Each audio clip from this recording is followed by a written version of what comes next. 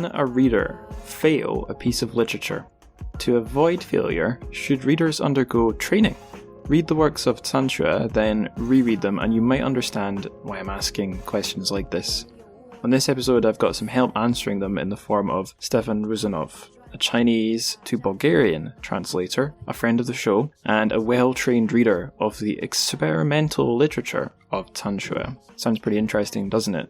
Before I get onto the TrChFic news, the translated Chinese fiction news, I have a quick apology to make. It's just related to the interview. I did a slight goof whilst I was recording it. Though my nice USB microphone was plugged in when I was doing this interview, and it's always set as my default audio input device, this time for my call with Stefan, Zoom for some reason decided to use my laptop's really rubbish built-in microphone. So Stefan sounds fine in the interview, his audio is nice and crisp, but I kind of sound like I'm phoning in from one of TrChFic's void spaces, slightly muffled basically. So there's just an advance warning. I didn't want to go back and re-record the whole thing because it's quite a long interview, and I think I was able to touch up the audio enough to make it alright. But yeah, sorry about that, it really shouldn't happen again. Okay, on to the TrChFic news. So like I said, it's a very long interview, so I'm going to keep the news short today. I'm just going to talk about two little pieces of news. So the first one, this isn't actually news, this is just something that's come to my attention that's quite interesting and which I'd like to do a show about. There are already plans in the works. So this is a book called The Flock of Bahwei and Other Stories. And The Flock of Bahwei is a very strange little thing. It's a translation of stories from the Chinese internet, which are like written in the style of H.P. Lovecraft stories. So they're translated Chinese Lovecraftian web fiction, and to add to the weirdness, the translators are, well, there's no way to say it without it being what it is. I think they're like online alt-right guys, so do be aware of that. But yeah, there's our story set in Sichuan, Tibet, Qingdao. I won't read the whole blurb, but I will put a link to this book in the show notes. Certainly looks interesting. Yeah, so that's that one. Second piece of news, it's about Yang Ge. Yet again, another news item about her. Her book White Horse has been shortlisted for the Warwick Women in Translation Prize. There'll be a link to White Horse's page on its publisher, Hopewood Publishing site. I can read this blurb, it's pretty short. So, about White Horse. Yun lives in a small West China town with her widowed father and an uncle, aunt, and older cousin who live nearby. One day, her once secure world begins to fall apart. Through her eyes, we observe her cousin, Zhang Qing, keen to dive into the excitements of adolescence, but clashing with repressive parents. Ensuing tensions reveal that the relationships between the two families are founded on a terrible lie. So, if you read and enjoyed Chili Bean Paste Clan, this one sounds like it might be up your alley too. I've not read it, although definitely want to read it one day. So yeah, I think that's all we've got to say. So let's get on with the interview. Let's hear what me and Stefan had to say about I Live in the Slums by TrChFic. No, it's Stefan, not Stefan. Stefan, right. Stefan Rusinov. Stefan would be if I were French. Right. Stefan, not Stefan. Okay. That might slip, but yeah. It's all right. I mean, you can call me Susan if you want, So long as it begins with S. Right, so I'm on the show with, Stefan. Stefan, not Stefan.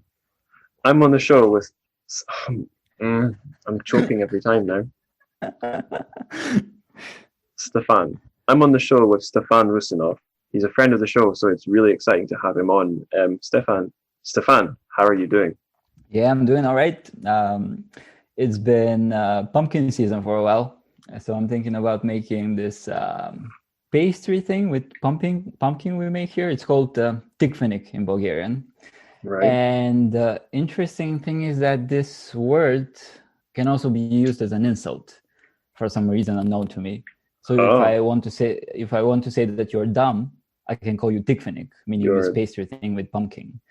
So it's something like tart in English, right? Well, I know in the States they like pumpkin pies, and a pumpkin pie is really, to my eyes, more like a tart. So my little amateur translator brain is thinking, if we're putting this into an English novel, would we preserve the Bulgarian word, or would we be like, you're a stupid pumpkin pie? Shut up. Yeah, that's an interesting question. That's always a question while translating. Yeah. So you've mentioned you're Bulgarian, living in Bulgaria. Can you tell the listeners a wee bit more about yourself and what it is you do?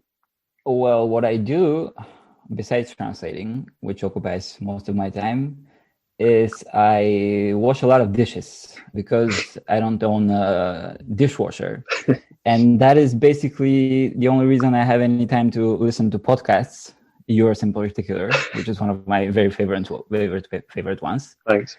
So your eloquent ways and my dishwashing are the fundamental reason I ended up recording this episode with you. Excellent. Other than that, for the past 9 years, I've been trying to import contemporary Chinese literature into the Bulgarian domain. And the surprising result of that is that I still have not starved to death. And I also teach a little Chinese culture in Sofia University, which is our biggest one here. And it's also my alma mater. Right. And from this year, I also teach a course in literature translation from Chinese, which, contrary to what you might think, pays even less than translating. And I recently also started a podcast where I converse with different translators from all kinds of languages about their work on specific books, which was honestly, to a large degree, inspired by TrChFic and turned out to be lots of fun. Excellent. What's that one called? It's called Footnotes. Footnotes. Okay. Yeah. I guess we can plug that properly at the end of the episode with the links and stuff. But yeah, footnotes. I mean, it's in Bulgarian, so no one would be interested really. Right. Okay. Right. Bulgarian language podcast. So if anyone listening, we have any other Bulgarian listeners apart from Stefan, that obviously you guys should go subscribe to that one. Right. Right. So lots of things we could pick up there later. Yeah, I will quiz you all sorts of questions about your work. But here's just a wee fun fact right off the bat. Stefan is the third person we've had on the show who's been a translator of Liu Cixin, author of The Three-Body Problem. The other two, if you're a new listener, they were Ken Liu, obviously, although we had him on talking about translating Ha Jingfang, not Liu Cixin, and Zach Kaluza, who has translated just one of Liu Cixin's short stories, maybe one or two. But he was on talking about translating a crime novel. So here we have another translator of Liu Cixin not on to talk about Liu Cixin. Pretty cool. Do you want to talk about that? What Liu Cixin you're translating? I mean, if you want to, I've already done the first part, the Three-Body Problem, which came out this May, I think. And I've already finished The Dark Forest, which is about to come out next year, I think, in Bulgarian. And I'm about to start doing the third part. That's about it, I guess. Are you? Is it getting much traction over there? Do you know? I think so. Yeah. I mean, I don't know how it sells, but it's been received pretty well. A lot of people are saying, because I haven't been much into sci-fi, so I'm not very well read in this domain. But a lot of people say that there are not many good sci-fi novels coming out in Bulgarian. So a lot of people are saying that it's a good cool breath of fresh air to have this read, and they like it a lot. Most of them. Fantastic. I could probably keep quizzing you about the Three-Body Problem for a whole episode's worth of material, but that's not this episode, so let's keep it moving. I do want to quiz you a little bit more about yourself, though. What was your introduction to Chinese lit, or just Chinese things in general? And well, we already know a little bit about where it's led you, but did it take you down any interesting paths? I guess so, yeah. Well, my bachelor degree in Sofia University was in Chinese studies, where we had classes on Chinese literature pretty much every semester, from ancient literature the first year, going all the way to contemporary in the last year. And I remember these were the times when I was most susceptible to new stories and ideas. I was very passionate about literature, and I read all the time. And even so, Chinese literature seemed so boring back then. I never felt that what we studied had anything interesting to say about life, and my life in particular. So back then I ended up reading everything but Chinese literature during all of my bachelor years. I guess I should note that, of course, there are not so many translations from Chinese available in Bulgarian, so lack of choice must have been a factor too. And anyway, all this changed all of a sudden in one moment when our teacher was talking about internet poetry of all things. I gotta say, I'm not at all into poetry. I read almost none, but back in that class, we read a critical piece by a poet called He Xiaozhu, who in his article was analyzing 4 poems by this internet poet with the genius pseudonym Li, like just Li, totally unsearchable and unfindable. And we were reading the article and reading the poems, and I was again wanting to like them, but they were still boring until we got to the third poem when something just clicked. I'm not sure what, but it clicked. It was a funny poem, and it was the first piece of Chinese literature that I felt talked directly to me. To illustrate the situation, I'm going to say the poem. Don't laugh at me. Yeah. I mean, laugh at me, but I don't care. In a good way. Here it goes. Yeah. So the title is My Friend Once. He has always wanted to film Kafka's The Hunger Artist. All of his friends know about it. Moreover, he also keeps telling other people that he wants to film Kafka's The Hunger Artist. He's not a director, nor does he have any money. One time I asked him, "How are you going to film it without money?" He said, "I don't know." And that's it. So from there on, I started reading everything that was available online by this poet. And it turned out she also wrote stories and essays. I also found out that she was part of an internet literary group. So I started digging into other authors. And that's how I got into a writer called Wu Qing, who is this avant-garde writer from the Zeros. And soon I was translating their stories and publishing them in this literary website me and a good friend of mine were doing. And then after graduation, I wondered if I should do a master's in creative writing or in translation. And it was a tough choice, but I chose translation in the end. And then I went to China for a master's in contemporary Chinese literature. And when I came back to Bulgaria 4 years later, I had the whole first collection of short stories by Wu Qing translated. I found a publisher who was mindless enough to meet me and publish it, with lots of compromises from my side, but hey, I just wanted it to happen back then. And they published it, and it sold so bad, I can't even tell you. But the important thing is that it got noticed, and like-minded people loved it, really loved it, and it got covered in media. It showed up on national TV, and that's how people knew there's someone who is translating Chinese lit. So here Fantastic. I am now, 5 more books behind my back, and 5 more in the drawer. Not many, but like we say here in Bulgaria, little, but from the heart. Perfect. Rewinding slightly to Kafka, that's perfect for this episode we're doing, because we're talking about a big, I was going to say Chinese fan of Kafka, but that seems like an understatement. And then I was going to say Kafka fangirl, but I don't want to talk about this genius old lady as if she's a girl. That's not very good either. But yeah. So you mentioned what a splash you made translating this poem from Chinese to Bulgarian. Is there like a Chinese to Bulgarian translation scene or circle? Are there other people that you like work among? No, I mean, if a one man show constitutes a scene, I guess there's a scene, but it's just me right now. At least for contemporary Chinese literature, there's another guy doing ancient Chinese literature who's been pretty prolific in the last few years. And there's also been a book or two translated by other people. But for example, when I published the collection of Wu Qing stories, that was back in 2013, I was the first one to translate a whole book of Chinese prose directly from Chinese in 25 years in Bulgaria. Holy moly. And since then, I've been trying to keep translation as my main activity, which is hard for many reasons. One of which is, of course, that literature translation is not paid well here. I mean, it's probably not paid well anywhere, but I remember this one time I met Nikki Harman, the wonderful translator from Chinese to English, who has been on your show. And we started chatting, and she asked me, how much do I get per page? And I told her, and her response was, no wonder you're so thin. I mean, I don't know. It's a complicated question. Almost no publishers here are actively interested in doing Chinese literature. So I have to double as a scout as well to get someone to publish a book. And luckily right now I've built up some reputation. So it's at least easier to get the publisher. I'm not some random guy anymore. But yeah, I mean, it seems that I'm the only one who is trying to do this for contemporary Chinese literature, no matter what.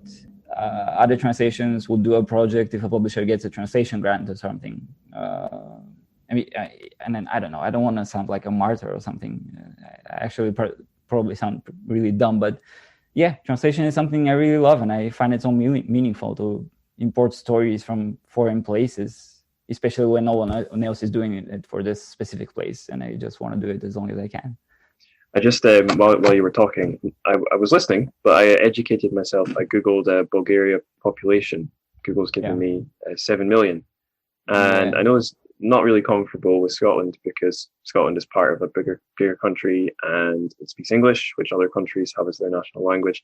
But I can kind of the Scottish population is something like 5 or 6 million, so I kind of vaguely, I know you didn't say it outright, but like the idea of like having a relatively small pond, so to speak, I can understand that, and it's such the number is extra funny when you think about China. When you think about the population of some of the Chinese cities being sure, well over 10 million.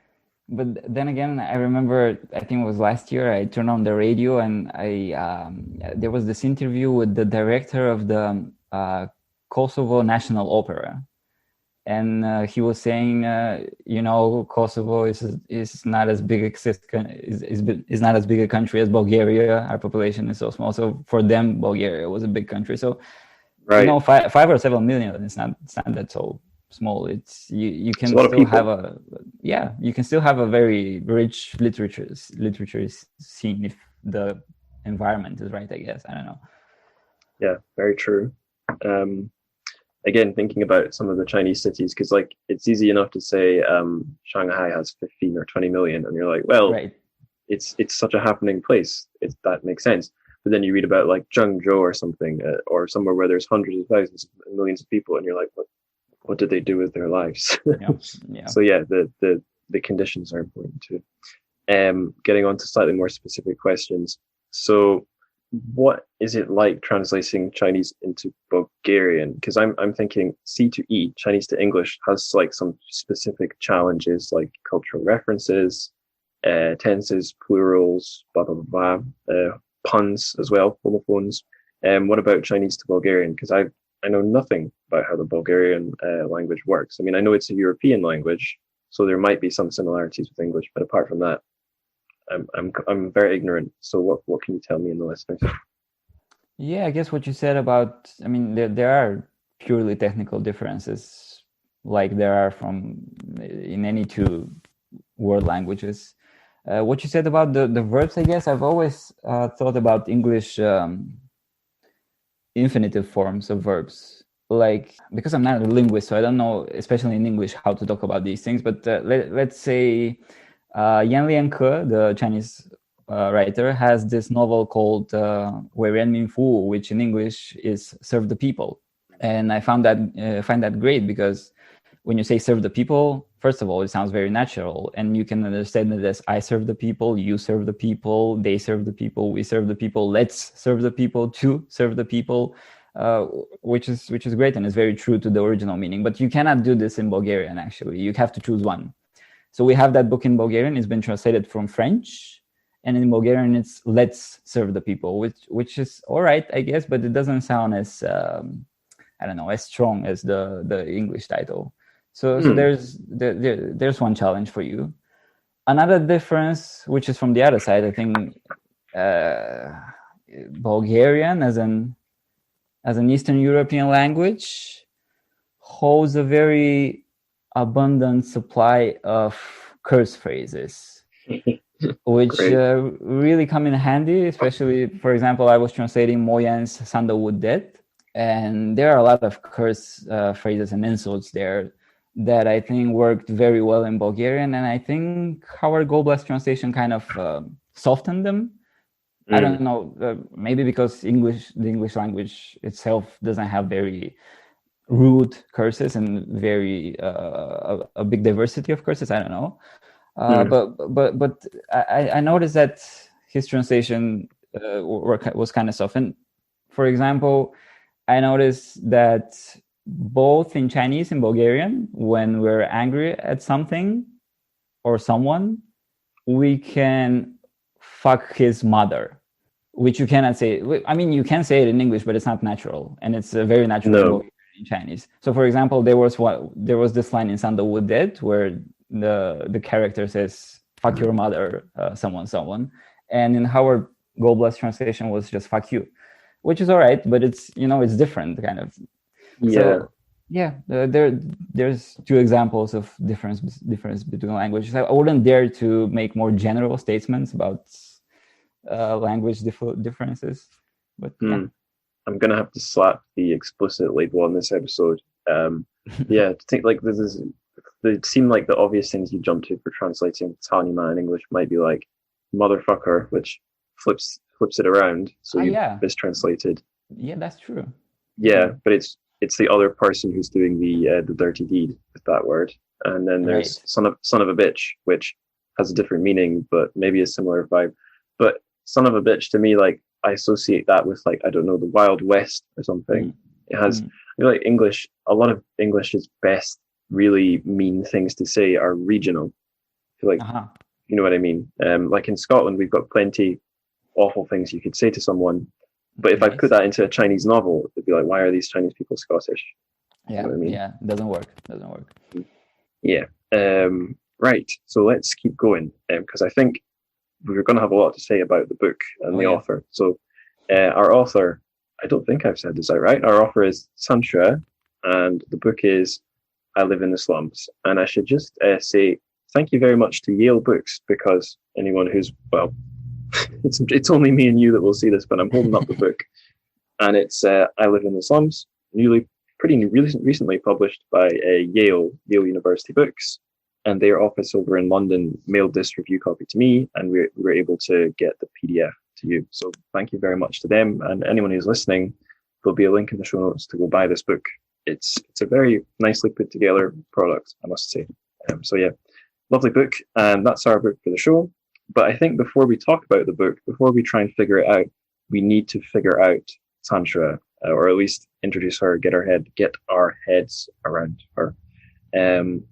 I kind of feel that some of the episodes I've done before, a lot of the weirder sci-fi stories, the avant-garde one about Gofei, maybe the one on Mo Yan where I was trying to talk about relationship with reality, have all kind of just been training for this book. And we'll find out later, TrChFic actually thinks you should train. If you're not good enough at reading her books, she thinks you need to train as a reader.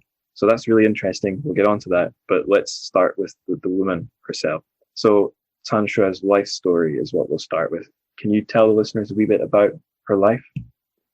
Okay, first of all, we need to stress that I'm not an expert on TrChFic. I've translated a story and an essay by her, and I've read around 5 books, and she has like, I don't know, tens of books. So I'm hardly competent on the subjects, but I guess here we go. The interesting thing is that she actually has an autobiography, which is called, what will be in English? It's Qiuguan Yundong, which will be a movement towards light. That's how her autobiography is called. And I remember specifically the preface to her autobiography said that she was kind of contemplating what biographies are. And she was saying that every biography or autobiography is saying something about the person's life, but it's hardly saying anything new about life itself. So she kind of manifested that she wants to do something else with her autobiography and actually say something new about life itself. So this, of course, got me thinking, I don't know, about how we tell a writer's life story, and also why we tell a writer's life story. Why are we interested in the life that created the works we like? What gain are we looking for? And I mean, what we know about TrChFic, her parents were in trouble during the Cultural Revolution. After that, she was a seamstress for a while with her husband. I know she likes running. She runs a lot. So we can see pictures of her with tracking suits. She has a family, a husband and a son, I think, and also a very interesting brother, Deng Xiaoman, who is a philosopher. And they have this really interesting joint book, which is a conversation between the two of them. Very interesting one. Interesting. Oh yeah, and Sanxue is not her real name. Sanxue is Yeah. a pseudonym. Her real name is, what was it? Is it Deng Li Hua, or am I just pulling that name out of the air? Let me see. No, it was Deng, but it was not.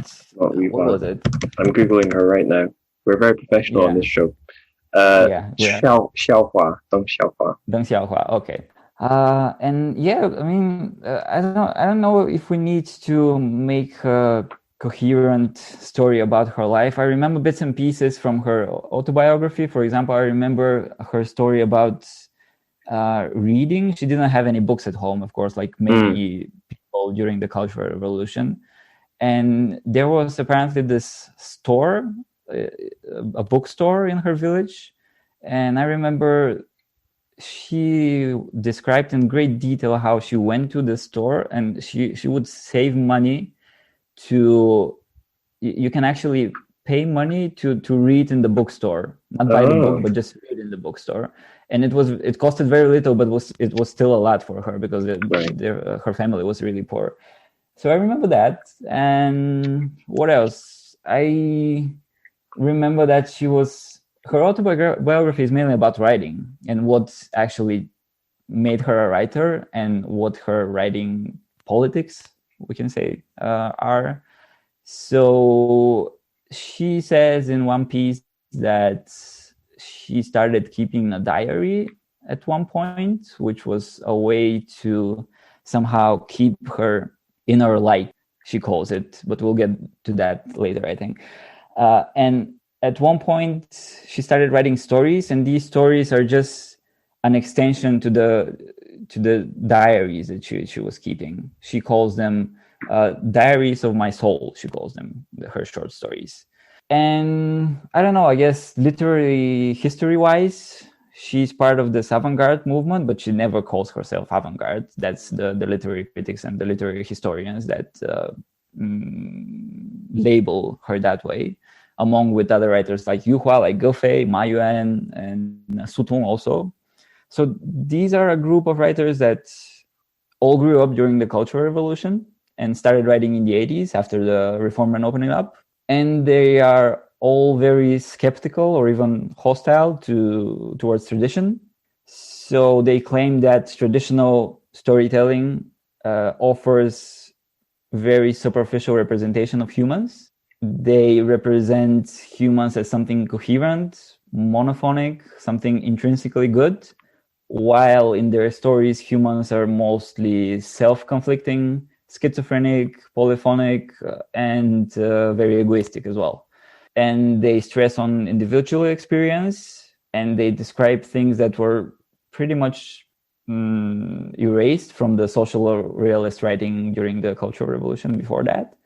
So they describe things as fear, anxiety, anger, sickness, egoism, confusion, repulsion, estrangement. And Sanxue says that existence itself is absurd from the start. It's insidious, scary, and it's like what she says, that's her phrase, existing is like having snakes in one's stomach, she says, or stones in your head. But despite the absurdity of this, you still have to keep on existing. So that's why most of these stories are very dreamlike or even nightmarish. Mm-hmm. And that, I guess, it includes the whole spectrum of dreams. It's not just scary. It's spooky and it's funny. I guess like life itself, because I think life is spooky and funny at the same time. Yeah, I was having some pretty spooky, weird, funny dreams. Yeah. I think it wasn't last night. I think it was this morning. I had a slight lie-in, and when your brain's half awake, half asleep. I won't bore any of you with that. But yeah, there's a dreamlike thing going on. There's a dark and scary thing going on. I guess we can go more into that later. Can you? What did you find about her life when you were reading about her? I'm curious. Yeah. You read my mind, because this was exactly what I was about to say. So I did a little bit of reading as prep for this episode, because I really wanted to get it right. So I read a lot of her interviews, which are they're all online. I read them, so they're all from like the last 5-6 years. They're all quite recent because her career goes back quite far. But then I went on to JSTOR and Google Scholar, and using my cunning means, I managed to get a couple of PDFs from like academic journals, which had essays on Tantra. And the interesting thing is, these were from way back. They're both from the 90s. So they were a little bit, the picture of Tantra they were painting was a little bit different. And they maybe had some focuses that have since sort of been dropped. So like, yeah, you were saying, how much do we need to focus on someone's upbringing? Maybe a lot, maybe not at all. And the question of like whether or not she would have political views, we'd probably not be too bothered about looking at politics in her stories now, because we can see they're not there. But that idea, I think, has probably been collectively discarded over time. So one of those essays looked at like her upbringing to try and see some sort of political dimension in her writing. I think also in one of her interviews, she did talk about her childhood as well, although I'm having trouble in my memory separating all of them. But I think we both watched a video called Stubborn Dirty Snow, YouTube. Yeah, did you watch that? Your memory. Yeah, I did, but it was like 2 years ago, so I don't remember it much. Okay. So. Yeah, that's a recording from when she went over to the States, and it was some like Asian American literary organization, and she spoke there. And I listened to the audio of that as well. So it all sort of blurs together. But I remember, yeah, what you were saying, her parents were persecuted during like the Mao era. But the irony is, like so many, they were very devoted Marxists. And the word that Tantra used to describe them was spiritual. Maybe not in the religious sense, like we'd usually use spiritual, but they were very interested in like the things of the mind. When she was growing up under them, they gave her a lot of reading. Everyone had to do a lot of reading of Marx and other sort of Western literature and philosophy and ideas.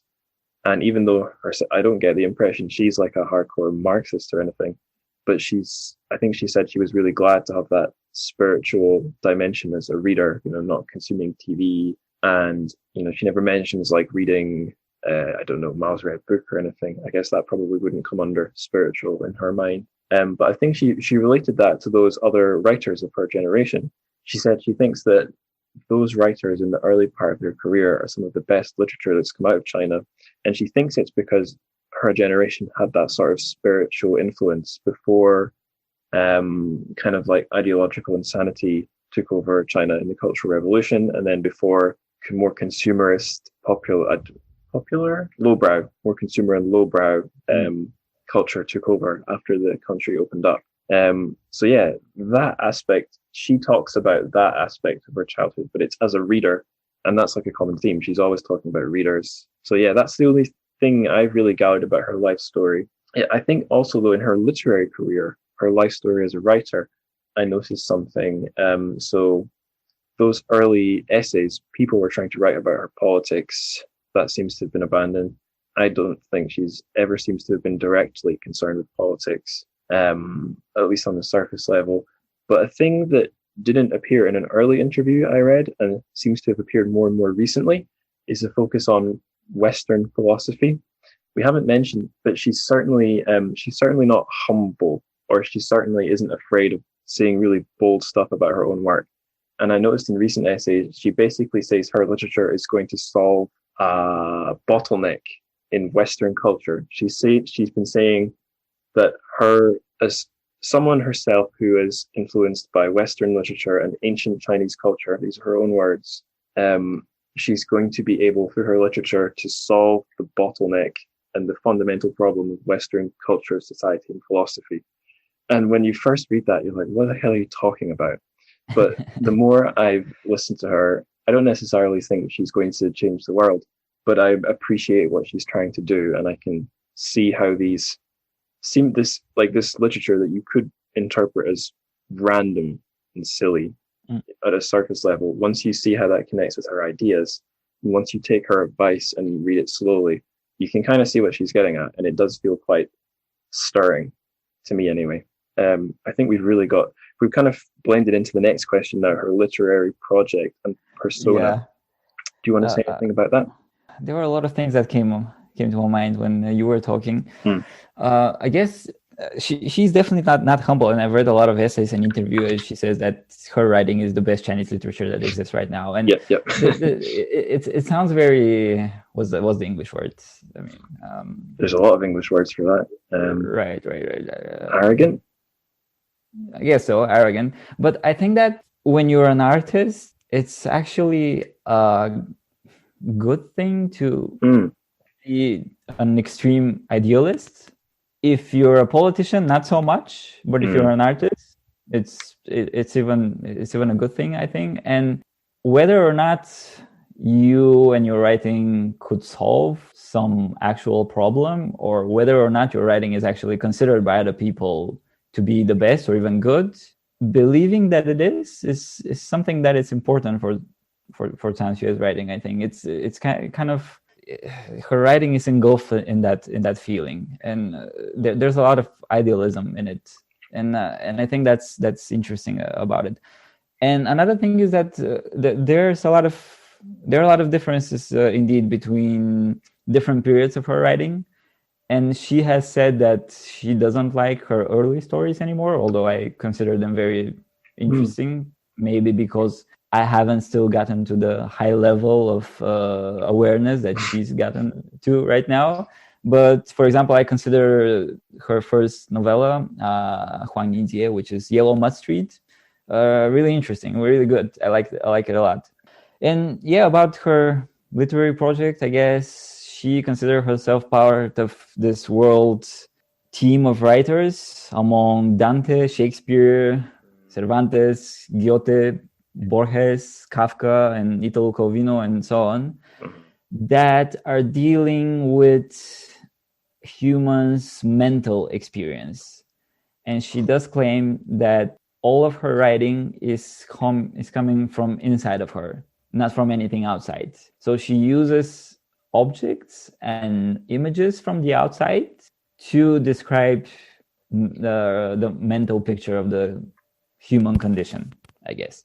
And I guess we can say a lot of things about her literary purpose, but when I was reading, when I was preparing for this episode, two things kind of seemed the most important to me. Not that they are most important, but the first thing is that innate light that she's talking about. So what she claims is that outside world, like tradition and communicating with people and society, basically will sooner or later diminish this inner light. So what the artist should do is keep their inner light. And this is done through the process of creation. And the process of creation is connected to the other important term that I think it's crucial for understanding her writing. She talks in one of her essays about the process of transformation. She, as I mentioned, has a lot of books, and she has a really, really thick book about Kafka, like just about Kafka. And she interprets and analyzes different novels and stories of his. So she has this piece about a short story by Kafka called, in English, I think, A Report to an Academy. I don't know if you read it, but it's a really, really interesting story. I think it's actually a proto King Kong story, in that it's about a monkey, and the monkey's speaking about the process of it becoming human. So they found it somewhere and they took it to the human world and they put it in the circus or something like that. And slowly it became sentient. And the main point here is that human condition is that we have an animal side and then we have a civilized side. And these are always in conflict all the time.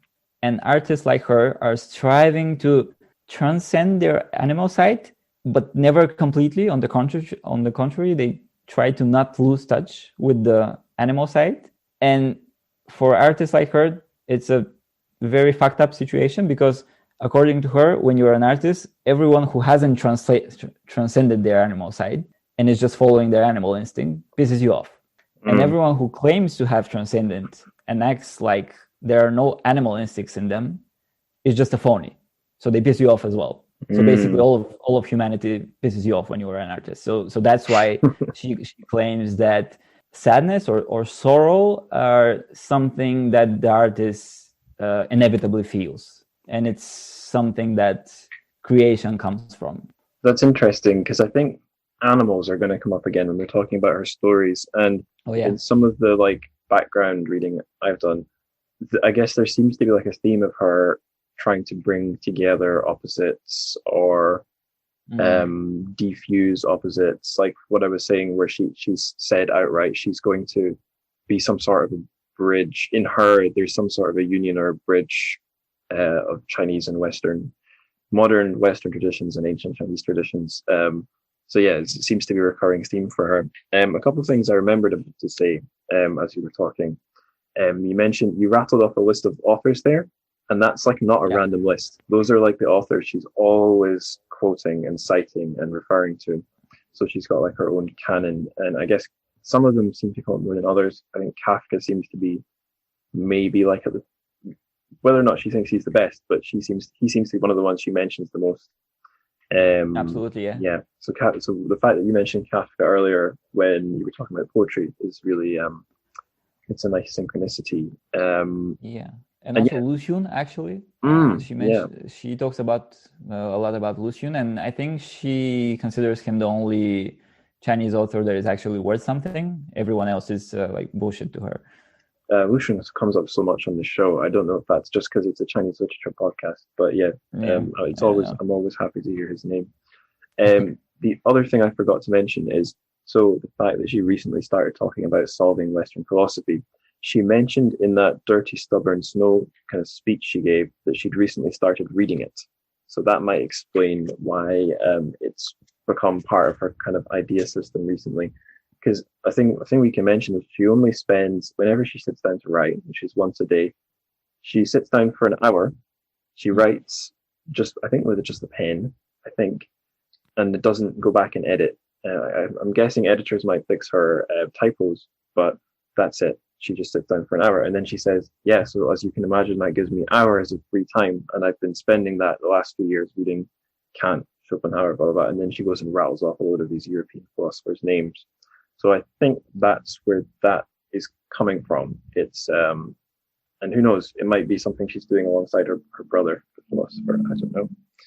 But yeah, the next thing I've got lined up here is her stories and how she wants them to be read. But we have a whole section devoted to how to read the book. So I think we could just introduce the basics here. What are her stories like? You've already said they're kind of dreamy, but and I would say, just based on my own experience, you can't, if you go into them, even like you go into reading like a normal weird avant-garde writer, at least for me, you won't enjoy them. You have to go in, for me anyway, I have to go in again with the right mindset and read them a particular way to get anything out of them. Because unlike my surface level reading, I was like, this is like a surrealism that I don't enjoy reading. This is just depressing me. And then on rereading, I was like, oh, wait, I get it. This is kind of different and exciting. But I don't know, is that your experience, or how would you characterize the stories? How do you think is a good way to read them? Could you say anything about that? That was actually exactly my experience when I first read TrChFic, which was back in China when I was doing my master's. I just I felt nothing. It spoke nothing to me. So I read a couple of stories. I think I lended the book from the library and just returned it.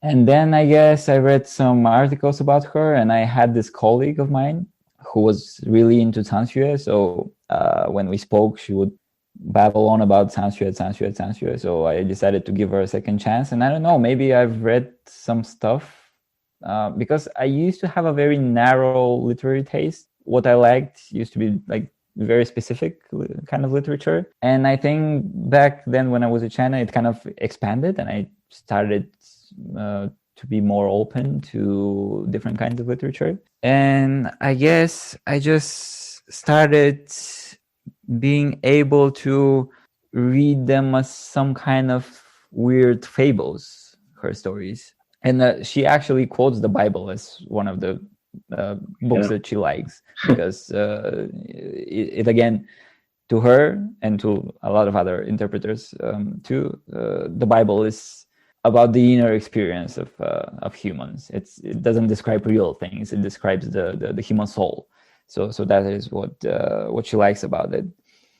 So I guess it's there are very absurdist stories, meaning that there's a lot of miscommunication and misunderstanding there is the impossibility of understanding the other, which I like. So like there's a lot of back and forth between characters that you can just see how these two people are standing next to each other and they're communicating, but they're actually not. Mm-hmm. Which to me, for example, is a very good allegory for communication as a whole. I mean, me and you right now, we're communicating and we're saying stuff, and we think that we understand each other, but do we? I guess we don't exactly, and maybe we don't fully understand each other at all. So when I read her stories, I don't. I mean, apparently, I don't get everything. I cannot form a coherent meaning out of her stories. It's more like I read a poem. Again, I don't read many poetry, but when I read poems, like TrChFic stories are like long poems, meaning it's immersing in the atmosphere and rationally and emotionally getting only bits and pieces of meaning. Basically, like life, life is not always interesting. It's not always meaningful, but sometimes something clicks and you get a sense of meaning. And yeah. Some words and images strike a chord. It's when listening to a music piece as well, and suddenly they make me realize something intellectually or emotionally, and I guess that's how I read them. So this is probably not very mature way of reading them. I guess she won't be very happy with that way of reading. I guess she would want me to be more immersed and, like you said, have a specific mindset so I can understand the whole of them. But I still can't. But even though I can't, I still enjoy the experience because I think they're very weird and they're absurdist in a way that I like, and they really tell me some things about my life and life in general that kind of resonate with me, and that's enough for me to keep reading her. Yeah, I guess I'll try and sneak in mentioning mirrors, because this is something I didn't think about upon even my secondary read, but in some of the writing about her and things she says, there's a lot of discussion of the mirror. So you were saying that when two people are talking, the default or kind of like common sense understanding of a conversation is that they're exchanging information, but really they're talking to their idea of the other person or something like that. All communication is kind of like imperfect from the start. So there's that idea of like the other, thinking you're looking at the other and really you're just looking in the mirror, or there's like a more positive idea of the mirror you could have. So there was a question in that Stubborn Dirty Snow video where I think the person asking the question was a Chinese person who had moved to America and was talking about feeling kind of detached, disillusioned, and feeling nostalgic for her homeland, China, and feeling like that's how she should, if she wants to learn about herself, she should look to her own culture. And TrChFic, she wasn't mean or anything, but she said, no, if you want to know yourself, this is a brilliant opportunity for you. You should look at the other culture, because the other culture is a mirror through which you can learn about yourself. And she said that TrChFic, I have read all the Western classics, blah, blah, blah, and I have learned about myself and my Chinese heritage that I bring, blah, blah, blah, blah. And like on one hand, you might, on the surface level, you might think this is just an intellectual trying to say something and sound clever. But without thinking too deeply about it, I was like, yeah, this makes a lot of sense to me, because I've been a Scottish person living in England, and I've been a Western person living in China. And I realized growing up in Scotland as a Scottish person, you never really think about what it means. And even if you do think about what it means, you have nothing to measure it against. And kind of the similar thing, like you grew up in a developed first world Western country and you think, oh gosh, I'm lucky. But your idea of why might be based on pictures of starving children in Africa you've seen on the TV, not based on another country where most people aren't quite so well off. And then you actually live there, and the reality has nothing to do with the media images on TV or the stories in the classroom. So yeah, like I didn't really know what my own background meant until I left it. So what she's saying, this makes me think of other things where, like, at a glance, these very abstract ideas might seem to have no bearing on reality. But TrChFic goes on and on in her talk and her writing about reality and how important it is. And I've really gone down a wormhole there. But yeah, the mirror and knowing yourself through the mirror, that's what I was trying to talk about. you have anything to say there, or shall we go on to the next question? Yeah, I guess you mentioned that her writing is like automatic. So she sits and she just writes whatever comes to mind, and she's very disciplined in it. So it's really every day, and it sounds like something if me or you do it, like we just sit and write something, it wouldn't be of interest to anyone really. But she does it, and she does it every day, and I guess here we are, a Bulgarian and a Scot, talking about her. So. It must have some meaning, I guess, and yeah, I guess she doesn't care. She doesn't care much about meaning, which is sometimes annoying. Like she might seem like someone who really isn't trying to have a conversation, but it can be very enlightening too. I guess if it strikes the right chord, it can pull you out of a belief or a state that you haven't been conscious about until then, like you said. So. One of the effects that her stories have on me is that they strip me of stuff that I haven't realized I've been wearing, be it bias or prejudices or just inclinations or the way I see things. And yeah, and some of the stories we're going to discuss did exactly that to me, actually. Excellent. That's good, because I was about to say, give me an example, but you can give me an example later. Perfect. Okay, let's keep moving. Next question. Her reception home and abroad. So I've got something to say here. So as of whenever I started this podcast, I suddenly started looking in bookshelves.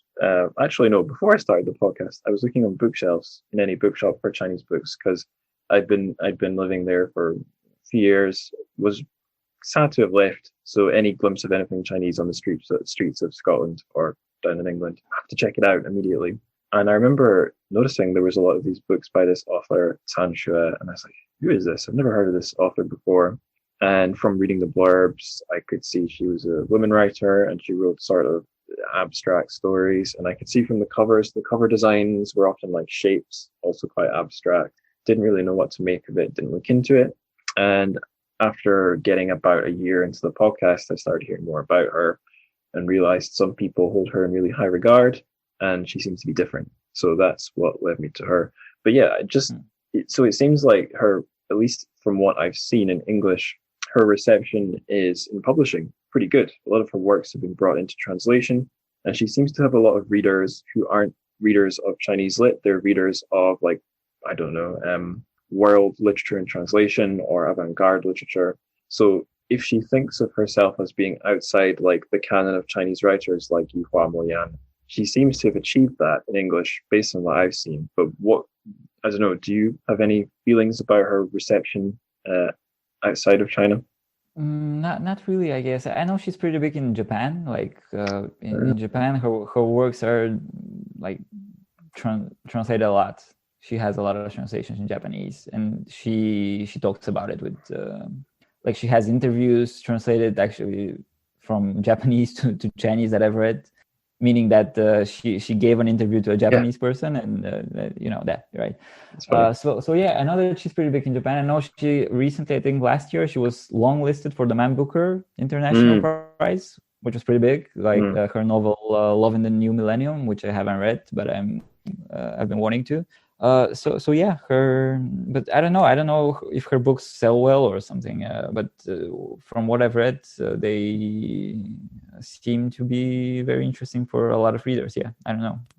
I can't say much. What I can say about her reception in China is that she seems really pretty big there. And the first story that I read was in this anthology of contemporary Chinese literature that I bought. So it was an anthology of stories or novellas written from the 80s onwards, and there were about 20 authors, and TrChFic was one of them. So the anthology was meant for university reading, so meaning that TrChFic is being studied in the academics, right? And I know she has a very devoted like mass of readers and fans in China, and she publishes a lot. I don't know. I know that one critic has said that if you read one of her books, you don't need to read the rest of them because they're all lame. So she has those kind of critics as well. But yeah, she gets published. What I've noticed is that she really keeps keeps to herself a lot, although she's a member of the Chinese Writers Association. Oh, right. I know, for example, when I get invited to these conferences in China, they always ask us to fill this questionnaire, and they ask us what writers would we like to meet. And every time I fill in this questionnaire, I always write TrChFic, but she never shows up to any of them. But I guess that fits her persona as a whole. Who else have you written in? Sorry? In that form, who else's names did you write? Well, I really wanted to meet Achang because I translated his 3 novellas, the King of Chess, King of Children, and King of Trees. And I think they're great. And I was actually looking for the rights because I didn't know who holds the rights. And this was a really, really long process of finding out who holds the rights. And it involved Chinese conceptual artists coming to Bulgaria and posing with the dress made of paper Gillette packages who actually knew the son of Achang or something like that, and I was able to find him. But yeah, I never met him. He never shows up as well. And I guess, I don't know, Yu Hua. I have a funny story about that because the first time I got invited to one of these conferences, I was really surprised because the only time I communicated with the Chinese Writers Association was I was asking them about their translation grants, and they were replying, and I was getting more and more annoyed from the procedure. And at the end, I ended up saying that this is a really dumb procedure, and I don't know why they keep it, and I will never ever apply for it. And I thought that this is the end of my chances for getting a translation grants from China for all time. But a month later, I get this invitation letter. There will be this translation conference in Changchun, which is north of Beijing. Mm-hmm. And you're invited to take part of this translation conferences. And we buy your ticket, and we will arrange a hotel and everything. So I'm like, yeah, why not? So I go there, and I arrive at the airport, and they pick us up, and there are a lot of other translators, and I'm like, great, yeah, this will be fun. And I arrive at the hotel, and someone says, at 6:00 in the evening, you can have dinner at the buffet. So I'm okay. And at 6:00, I go downstairs to have dinner, and I just pour myself a plate of rice, and then I lift my head, and I see a familiar back silhouette, and this silhouette turns sideways, and I see that it's Moyan. Oh shit. And I'm like, okay, what's happening? And then Yu Hua was there as well, so I was able to meet him and talk about his stories and translating his stuff. And that's how I got to meet some of the Chinese writers, and it's been going on every 2 years since then. Awesome. Yeah, glad I asked. Yeah. Okay. Right here, we've had like the medium difficulty. Now we're going into hard mode because we're going to talk about I live in the slums. So I have not prepared set questions this time, which I've never done that before. I've always had a set question, but this time I've just got some keywords that we can go through. If we do get stuck in a bottleneck, I'll just bring up the next keyword. So we're going to look at 4 stories because this is a book of short stories. First one we're going to do is Story of the Slums, which is where the title of the title gets where the collection gets its title from. Second one is The Swamp. Third one is The Old Cicada. The fourth one is Crow Mountain. And Story of the Slums is a lot longer than all the other ones. I feel like Story of the Slums, if you spaced out the text and made the text big enough, it might be viable as like a novella. It's a pretty long short story. Oh yeah, it was about 80 pages, I think. Yeah. So let's start with that one. I'll try and describe it, and then if you think I've missed anything, you can fill in, and then we can talk about all the actual madness that's going on. Yeah, I don't know if we can talk about missing something really, but I just think it's interesting to compare interpretations of this kind of text. Yeah, that would be a good way to do it. Interpretations, as usually they speak more about the interpreter than about the text itself. Now you mentioned that, you're absolutely right. Yeah. Yeah, it can show again your bias, your inclinations, and it can make you realize that your understandings about things are artificial and obtained, I guess. I had not thought of that how we might have really different ideas about these 4 stories. I almost have no doubt that we will. Okay. Yeah, well, that's what I'll do. How about we take a turnabout? For this one, I'll describe what I think it's about. You tell me how wrong I am, and then story number 2, we can swap. How about that? All right. Okay. Let's do it. Right, so story of the slums. We're in some sort of a weird underworld or hell. It seems to be adjacent to other sort of planes of existence. And we're following a little rat-like being.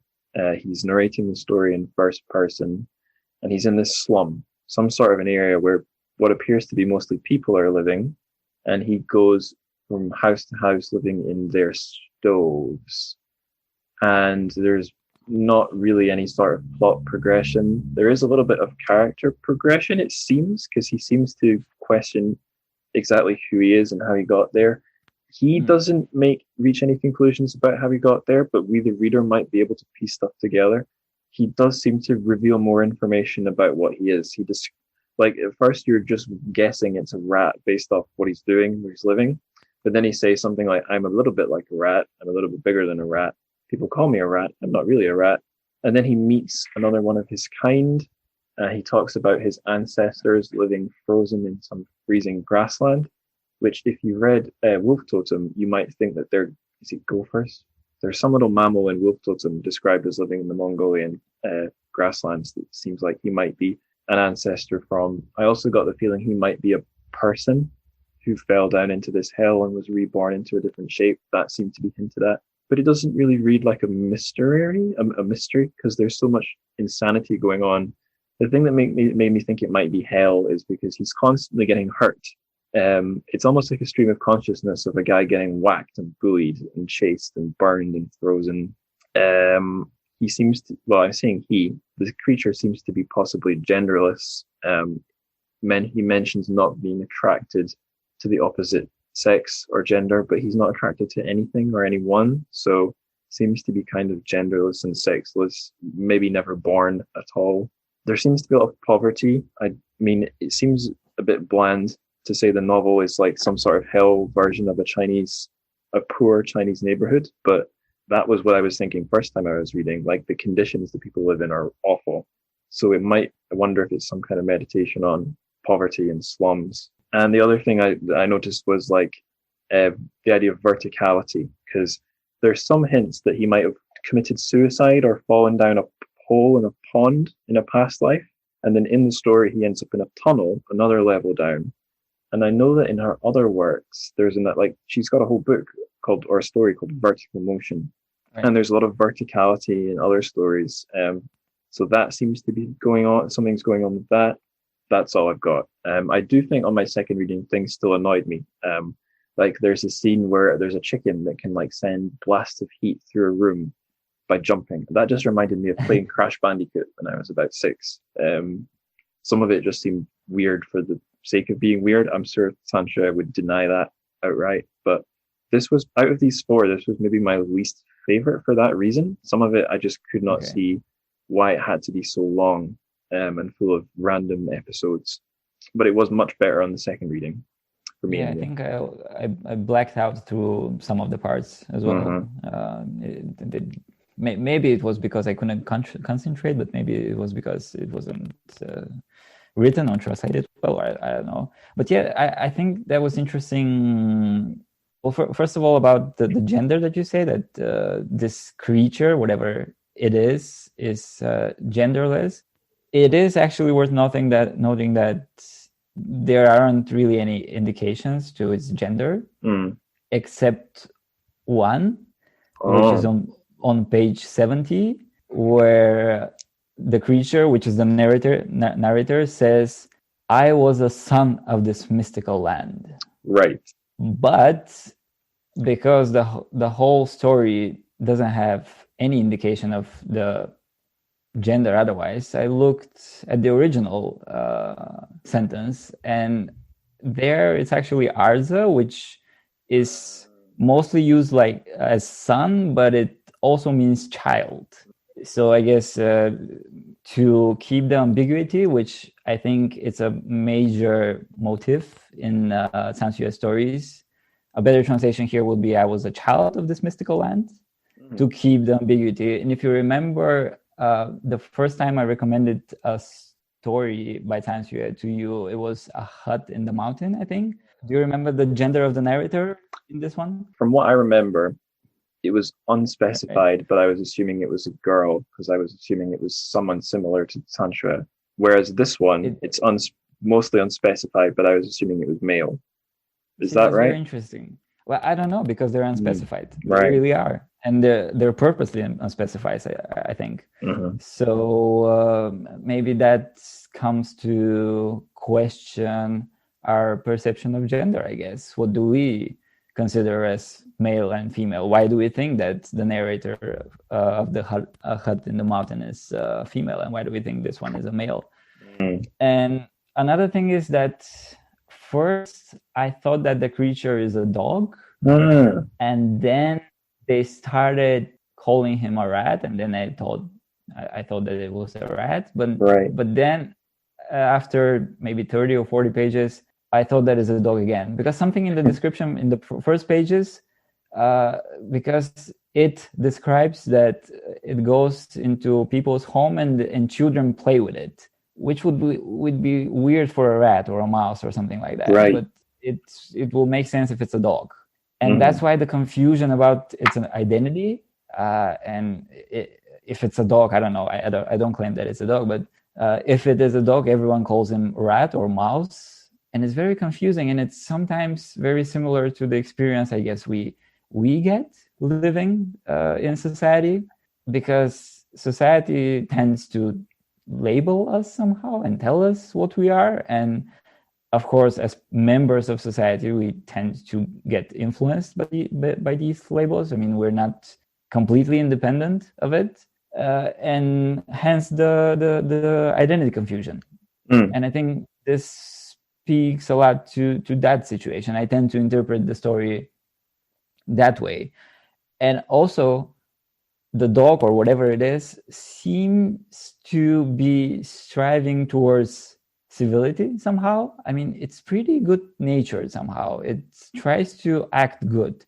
It cannot always act good because it's an animal, so it has the animal instincts in it. So sometimes it will do mischief, and it will people will scold it, or will hit it or beat it, but it somehow is trying to, again, transcend its nature.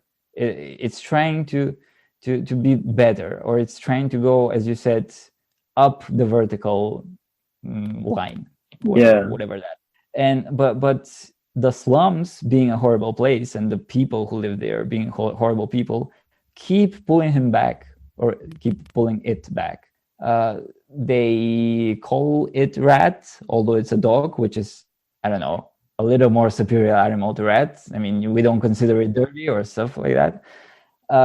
They keep calling it mouse. And so this, to me, is somehow an illustration of what Sanskrit is saying in her essays, that everyone, or at least artists, have this inner light in them, inner ambition to be better, to do better, but our environment kind of pulls us back, draws us back to hell, to the place where things are horrible and people are horrible, and everything is dangerous and everything is unknown, and everything could happen, which is really the epitome of hell.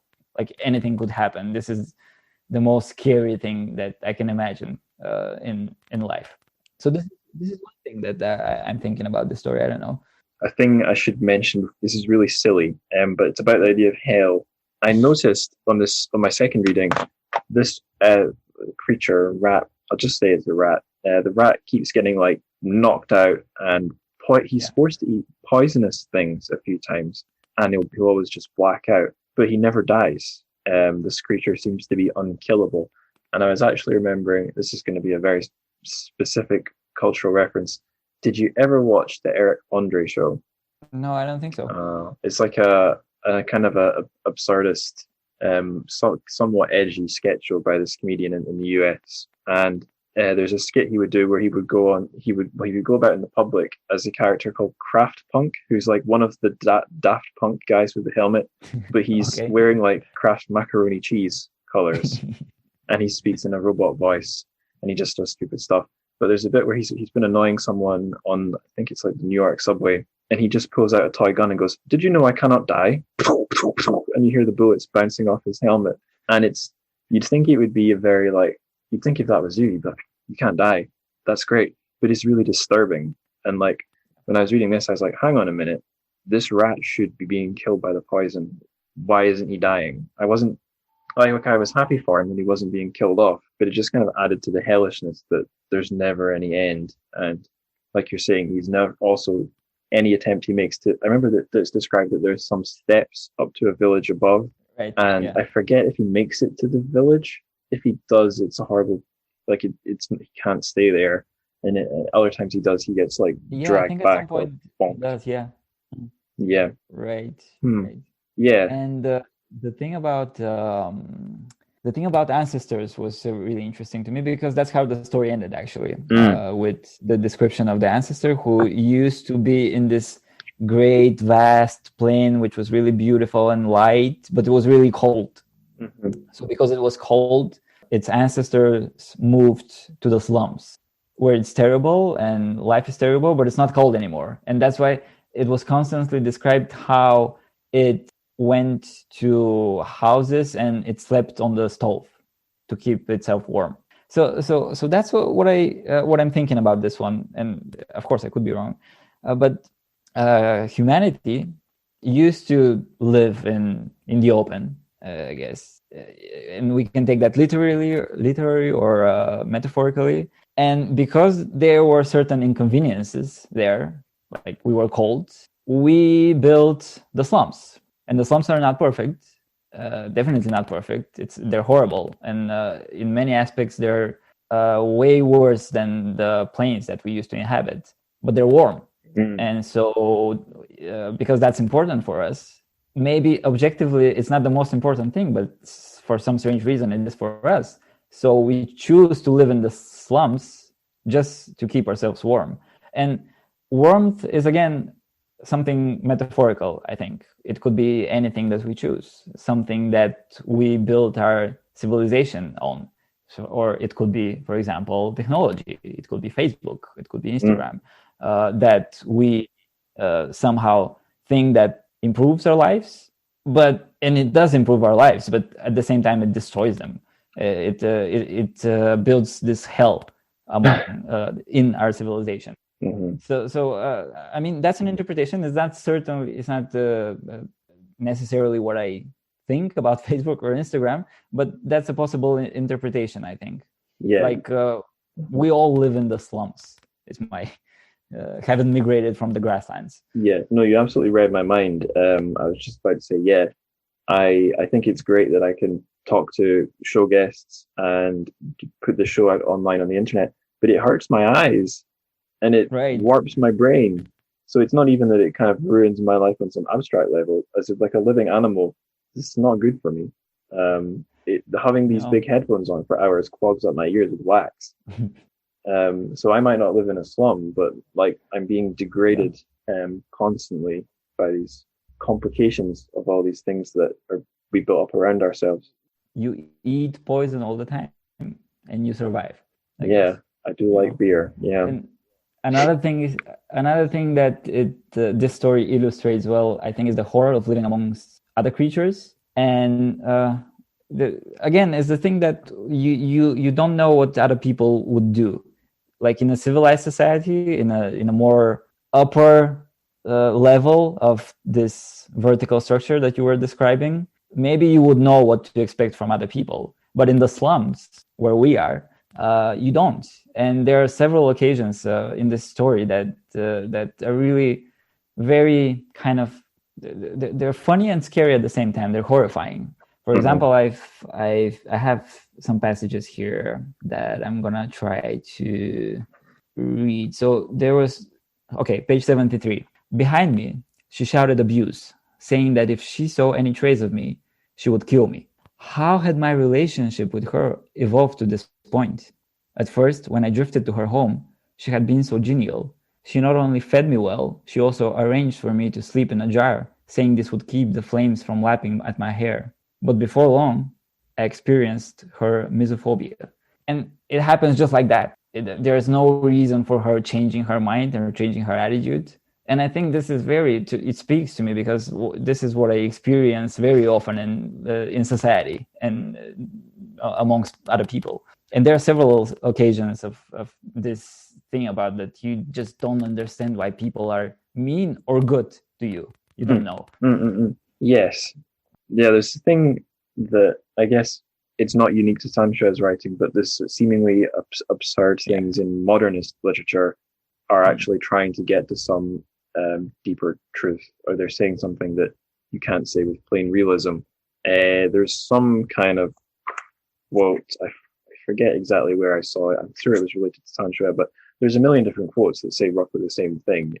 By abstracting or departing a bit from reality, you get beneath its surface. And we'll get onto this later, but I know Tantra really hates postmodernism because it's about the complete detachment of your representations in reality. The supposedly fun game a postmodern writer plays is not dealing with narratives and signifiers and not reality, and not getting to the heart of reality. And supposedly, at least, and as evidenced in our readings, Tantra is trying to say something about what it's like to be alive in the world. You mentioned ending on a reference to the ancestors, the little fuzzy creatures being frozen to death. I'll read that, and then we can go on to the next story, because it is really good. Cool. And we mentioned the translation is sometimes a bit wonky. I kind of agree with you there, but I think sometimes it's also really striking, and this is one of the striking bits. Oh yeah, that hit really hard with me. Yeah, here we go. The slums were my home. This home wasn't exactly what I wanted. Everything was difficult, and perils lurked at every turn. But this was the only home I had. My only option was to stay here. I used to have a homeland, but I couldn't go back to my homeland. It was useless to yearn for her. I stayed in these slums of mine. My eyes were turbid, my legs thin and weak, my innards poisoned over and over again. I endured. That gigantic eagle in the sky over my native place appeared in my mind and brought me strength. All right. Nice, Okay. nice. I like that. Yeah. All right. Next. Yes. Say something. I was thinking about something else though. Another thing that I liked was how the creature, the narrator, swaps homes all the time. So I think that's I don't know, maybe it's a good representation of identity, how we kind of, what is the word? Inhabit different identities. And it's not always something that happens naturally. Sometimes we just do it because environment makes us do it. And I have a quote here from page 77 that I would like to read. I stood at the side of the pond, thinking of all kinds of things. I would soon freeze to death. My top priority was to save my life by finding a home to move into. I noticed a house with a door that wasn't shut tight, and I thought I'd go in and deal with any consequences later. It's too real. And I really think that's what we do in life, and that's how we actually form our identities. We're just freezing, and we take whatever identity will warm us in the specific situation that we're in. Yeah, and I guess like if you're in a job interview, it is all about your identity, really, not really your experience. And you have to pretend that the two are intimately linked, and then it's only worse now. I mean, you say this someone who's a host who has to be the face of a social media, and that has helped me get myself out there, out of the cold, so to speak, indirectly. So the whole thing is, it would be too far to say it's an act, but it kind of feels like running for shelter in a way. Like, in my case, having come back from like a very cushy English teacher or foreign teacher in China job back to back to the slums, back to a much more a reality where, you know, I'm not in the cushy job anymore. Went into a master's degree, was thinking about where does the rest of my life go, and it is sort of like go, find a proverbial stove, find a niche. Yeah. Right. Yeah. Mm-hmm. Right. Let's go on to the next story. Before we go to the next story, can we make a pee pause? I want to pee. Yeah, probably a good idea for me too. Yeah, let's do it. Okay. So we have we have Dylan Levi King here in the Discord. So Dylan, we're going away to the bathroom. Our podcast listeners will never know because I will have edited this out. I'm back. Yeah, me too. Okay. Our next story is The Swamp. Okay. So it's your turn. You tell me and the listeners what it's all about, and I'll see how different my picture of it is. Oh man. Okay.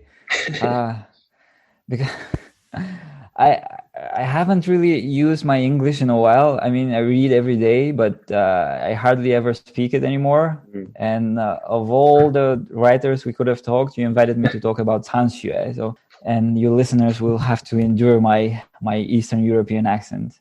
I don't know. That was very Twin Peaks, wasn't it? The Swamp. I mean, let me instead of telling what it was about, read the passage again. In this forest of curtains, come on, that's Twin Peaks. Right. Ayuan's mind was filled with many events of the past. He felt it bizarre that although many of these things hadn't happened, nonetheless, in his memory, they had become his own experiences. For example, it was the bride who had had an accident in the artificial lake, but now this had become an event from his past. His palm was still scarred from being scratched by a shark at the bottom of the lake. When he thought of this, he licked his palm. So it was this story about a person who suddenly starts looking for a swamp, is what I can say. And it was very interesting because for me, it started like an adventure story, like a very weird adventure story. So this guy is looking for the swamp, and I don't know why is he looking for it, but it intrigued me. So on his quest to find the swamp, I'm with him. So the story goes, and I'm like, go, find the swamp. And then these piglets show up, and they seem to be the helper from the classic adventure story, like the White Rabbit from the Matrix. And it seems that they will lead our protagonist to his aim, the swamp. So then I'm like, follow the piglets. They will lead you to the swamp. But the story goes on, and at a certain point, I start asking myself, wait a minute, what if the piglets are not a real connection to something important, but just a distraction? So what if? But this is not what the story is about. I'm blabbering about my interpretation already. So, but anyway, so what we think is important, fun, and sweet, like the piglets are in our lives, is just a distraction from the important stuff we should be doing with our lives, which would be looking for the swamp. So maybe books are a distraction. Maybe this podcast is a distraction as well. But after that, it doesn't. It started to seem to me that maybe the swamp is also a fake game. You know, I think I've always had interest in broken narratives. You mentioned that, and even when I was little, I remember I kept imagining how the hero just dies in the middle of the film, and then the film ends. I kept imagining this when I was watching action movies. Interesting. And that, of course, is the most simple way. One, you can think that I was very little back then. Very simple way to play with the narrative expectations. And TrChFic is doing it in a whole different level. And it's not postmodern, like you said, at all. Meaning she's not doing it to make fun of meaning. Right. On the contrary, she's searching for the real meaning beneath the narrative. And I think this is very beautiful. And I don't know, this guy is looking for the swamp, and we don't know why, and we don't know why we look for things in life in general. And he at some point realizes that the swamp can be anywhere, and he looks in different absurd places, like in a person's cart. At some point he looks for the swamp, and at some point he finds it, but it causes trouble to him. So he finally finds what he's searching for, but it turns out to be trouble. And there's not really a clear narrative aim here. So I guess that's my take on the whole story, and that's why this is my favorite of the four stories that we are going to discuss. It's there were a lot of images, and I remember Harmony Korine once said, do you know this film director Harmony Korine? Yeah, I've seen two of his films. I've seen Gummo and Spring Breakers, probably the two most famous ones, I think. Well, when he was talking about Gummo, he was saying that when he was watching films as a young man, he never actually remembered the story, the narrative. He just kept remembering images, different images that struck him when he was watching the movie. So he decided that he wants to make a movie full of just striking images and not a clear narrative. And I think that's what Sansue is kind of did in this story, and many of our other stories as well. What do you think? Yeah, I think about, well, just talking directly about films, like I know this getting way away from like any kind of abstract ideas. I think there's this really kind of it's like cliche to bring it up, but there's this guide to film making called Save the Cat. I think this is the one that has this idea called the promise of the premise, which is the idea that every film is premised on something, and that's kind of why people go to see the film. So like, and it's very easy to think of what every film's promise of a premise is. Like Die Hard, it's Bruce Willis climbing through the vents. That's the bit that is the film. Everything else kind of exists to support that. Or James Bond, I suppose James Bond has lots of things you kind of sign up for, like, but I suppose it's the action scenes. It's a cool guy doing cool stuff. And like Gummo is this film where the whole thing is like the premise. It's like a vibe. And I could see what you mean, where like the swamp for me, this was like a pleasurable story to read. I mean, I think out of our four choices, I picked the first one because it's the book's title. 2, 3, and 4, I picked them because they were pleasurable for me to read. A lot of the other stories in the book, I didn't necessarily have fun reading them, even if I did get something out of them. But yeah, the swamp is a really good example where, like, yeah, even if I kind of disagree, I think it does have a bit of a progression to it. But yeah, the whole thing has like this vibe, a little bit like a film that's all based on like its atmosphere and its style. Like it's a really stylish story. So that's the answer to your question. I see what you mean, but I see it more in a film like Gummo than the swamp, because I did get a little bit of a feeling of some kind of story in the swamp that I didn't get in Story of the Slums, ironically. So my interpretation of the story was a little bit similar, a little bit different. Like I did get the feeling that the character was looking for some meaning in his life and was being kind of finding fulfillment, kind of feeling vexed. The thing about the pigs, I didn't really have an interpretation for that. I do want to ask at some point about like why there's so many cute animals in these stories, in these horrible scenes and situations. Like in Story of the Slums, there's these little creatures that are described as like little guys or little critters. There's a scene in Story of the Slums where the main character is flying around on the back of a flying squirrel, and it's like, did Sansue know how cute this was? Or is this just in my head? And then in this story we got little piglets, and then I think Old Cicada and Crow Mountain not so much, but like in a lot of her stuff, like, and maybe it's just the translation, like the translator's choice to use the word critters. Like I know in her short story Vertical Motion, there's these weird beak-like animals that are tunneling through the earth, and the English translation I read in an excerpt called them critters, which is like a very folksy, cute American sort of word. And I've not read the Chinese original, so I don't know if they're trying to reflect a Chinese word or if they've made a weird choice, like a bad choice. I don't know. But cute, but I noticed, like, my main thought about the piglets is, oh, these are very cute. It's surreal. It's a clue. We're supposed to read this as the hero, like it's like you said, like a hero's journey. The hero is on the right path because he's seeing these things that tell him he's on the right path. Which you can, like, I know some people think about this in their real life. There's a podcast I listen to called Weird Studies where they indulge these kind of paranormal ideas. And Yeah, I know it. yeah, I love it so much. And they're feeling about synchronicities, like meaningful coincidences. It's a term coined by Jung. If you look out for synchronicities, you'll see them. And if they start happening in clusters, something's happening.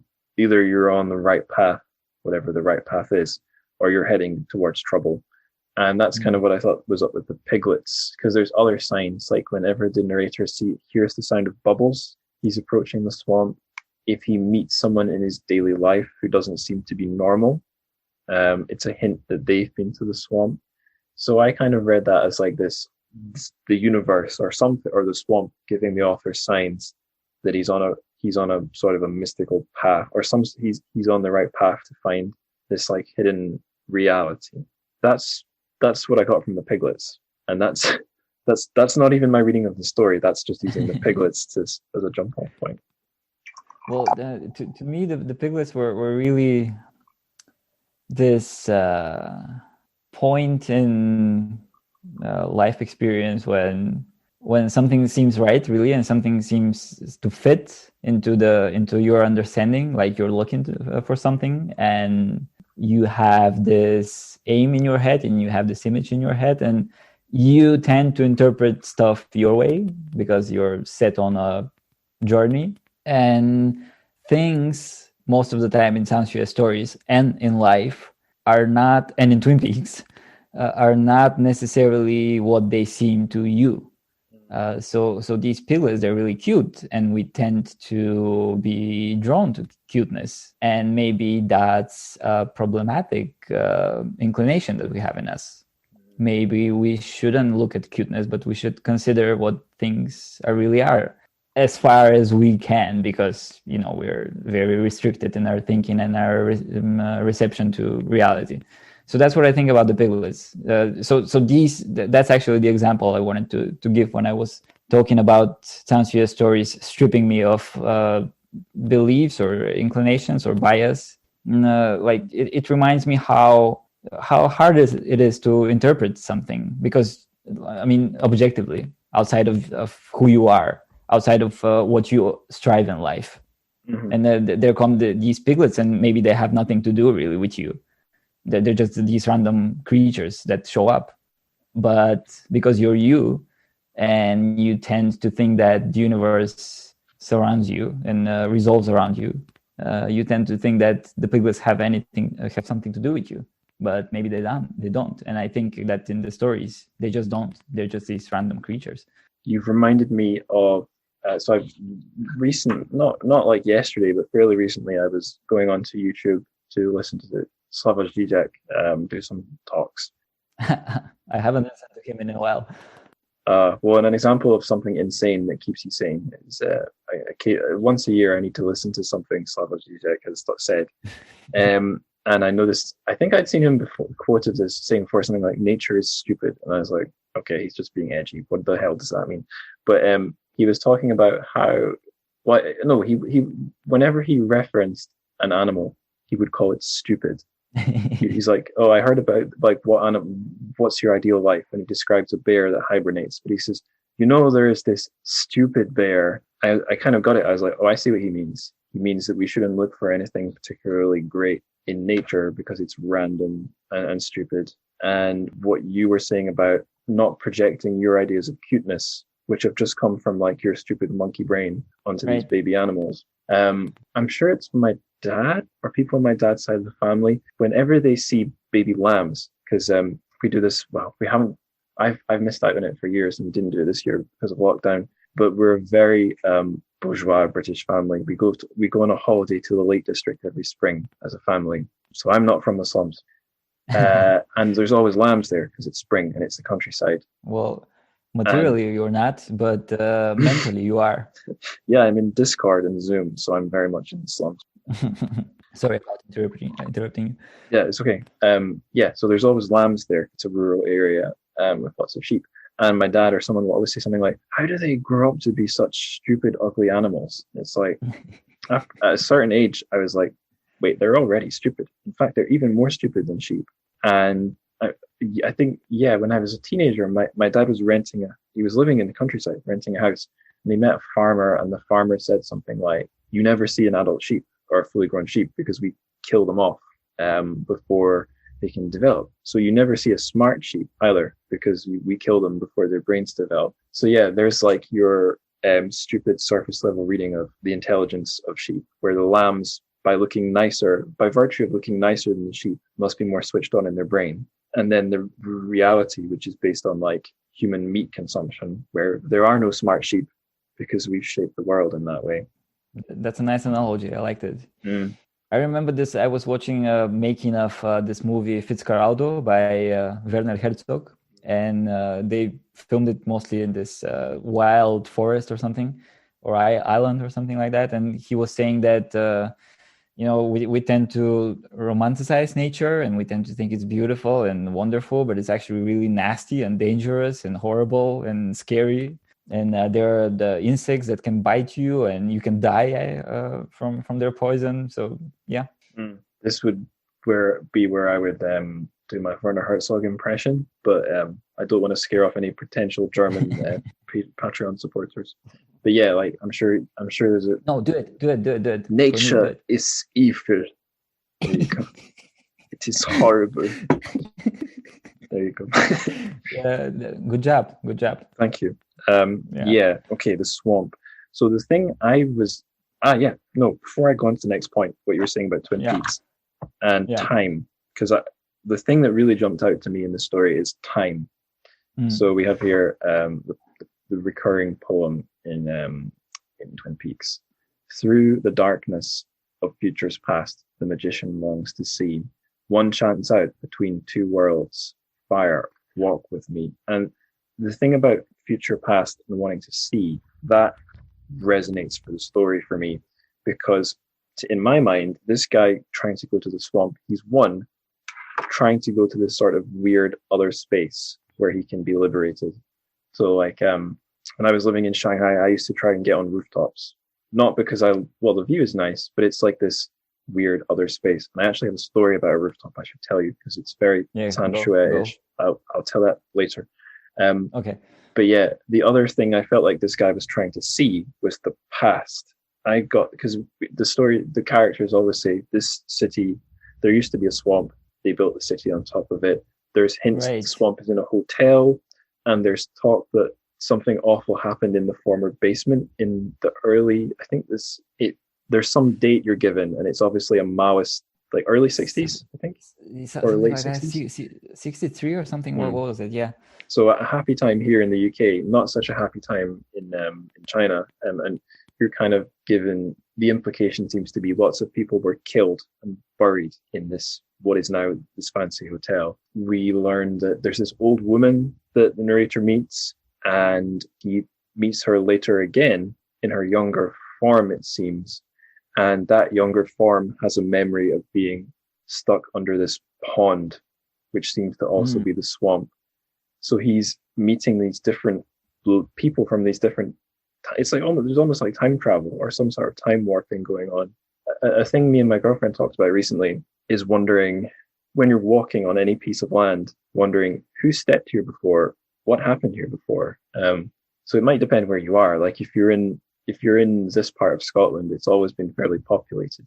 So some stuff will have likely happened here. We're actually on a pilgrim's road where, because we're near St Andrews, it's famous for its university now. It used to be famous for its monastery. I forget what exactly, an abbey, I think. So lots of people would make pilgrimages. So there's actually a bridge we cross just if we're getting milk and bread from the local shop, and that's the old pilgrim's road. It's interesting to stop and wonder in across the generations what's happened here. And it's even more mad when you think that applies to most of the world. Even if people didn't walk on the spot you walked on, bugs will have, animals will have. So yeah, I kind of thought of it as a journey through time, and by like some extension, I felt like there was a little bit of a national allegory, because we mentioned the dead people, but also economic development. He goes into one of the less built up or new area of the city to find the swamp, and he goes into these like dilapidated corners. And I remember when I lived in small town China, the spot I was living in had previously been the edge of town, just like 10, 15 years ago. But not very long ago, through most of the town's history, it was fields. And at what was then, I lived like a few hundred meters from what was then the edge of the town.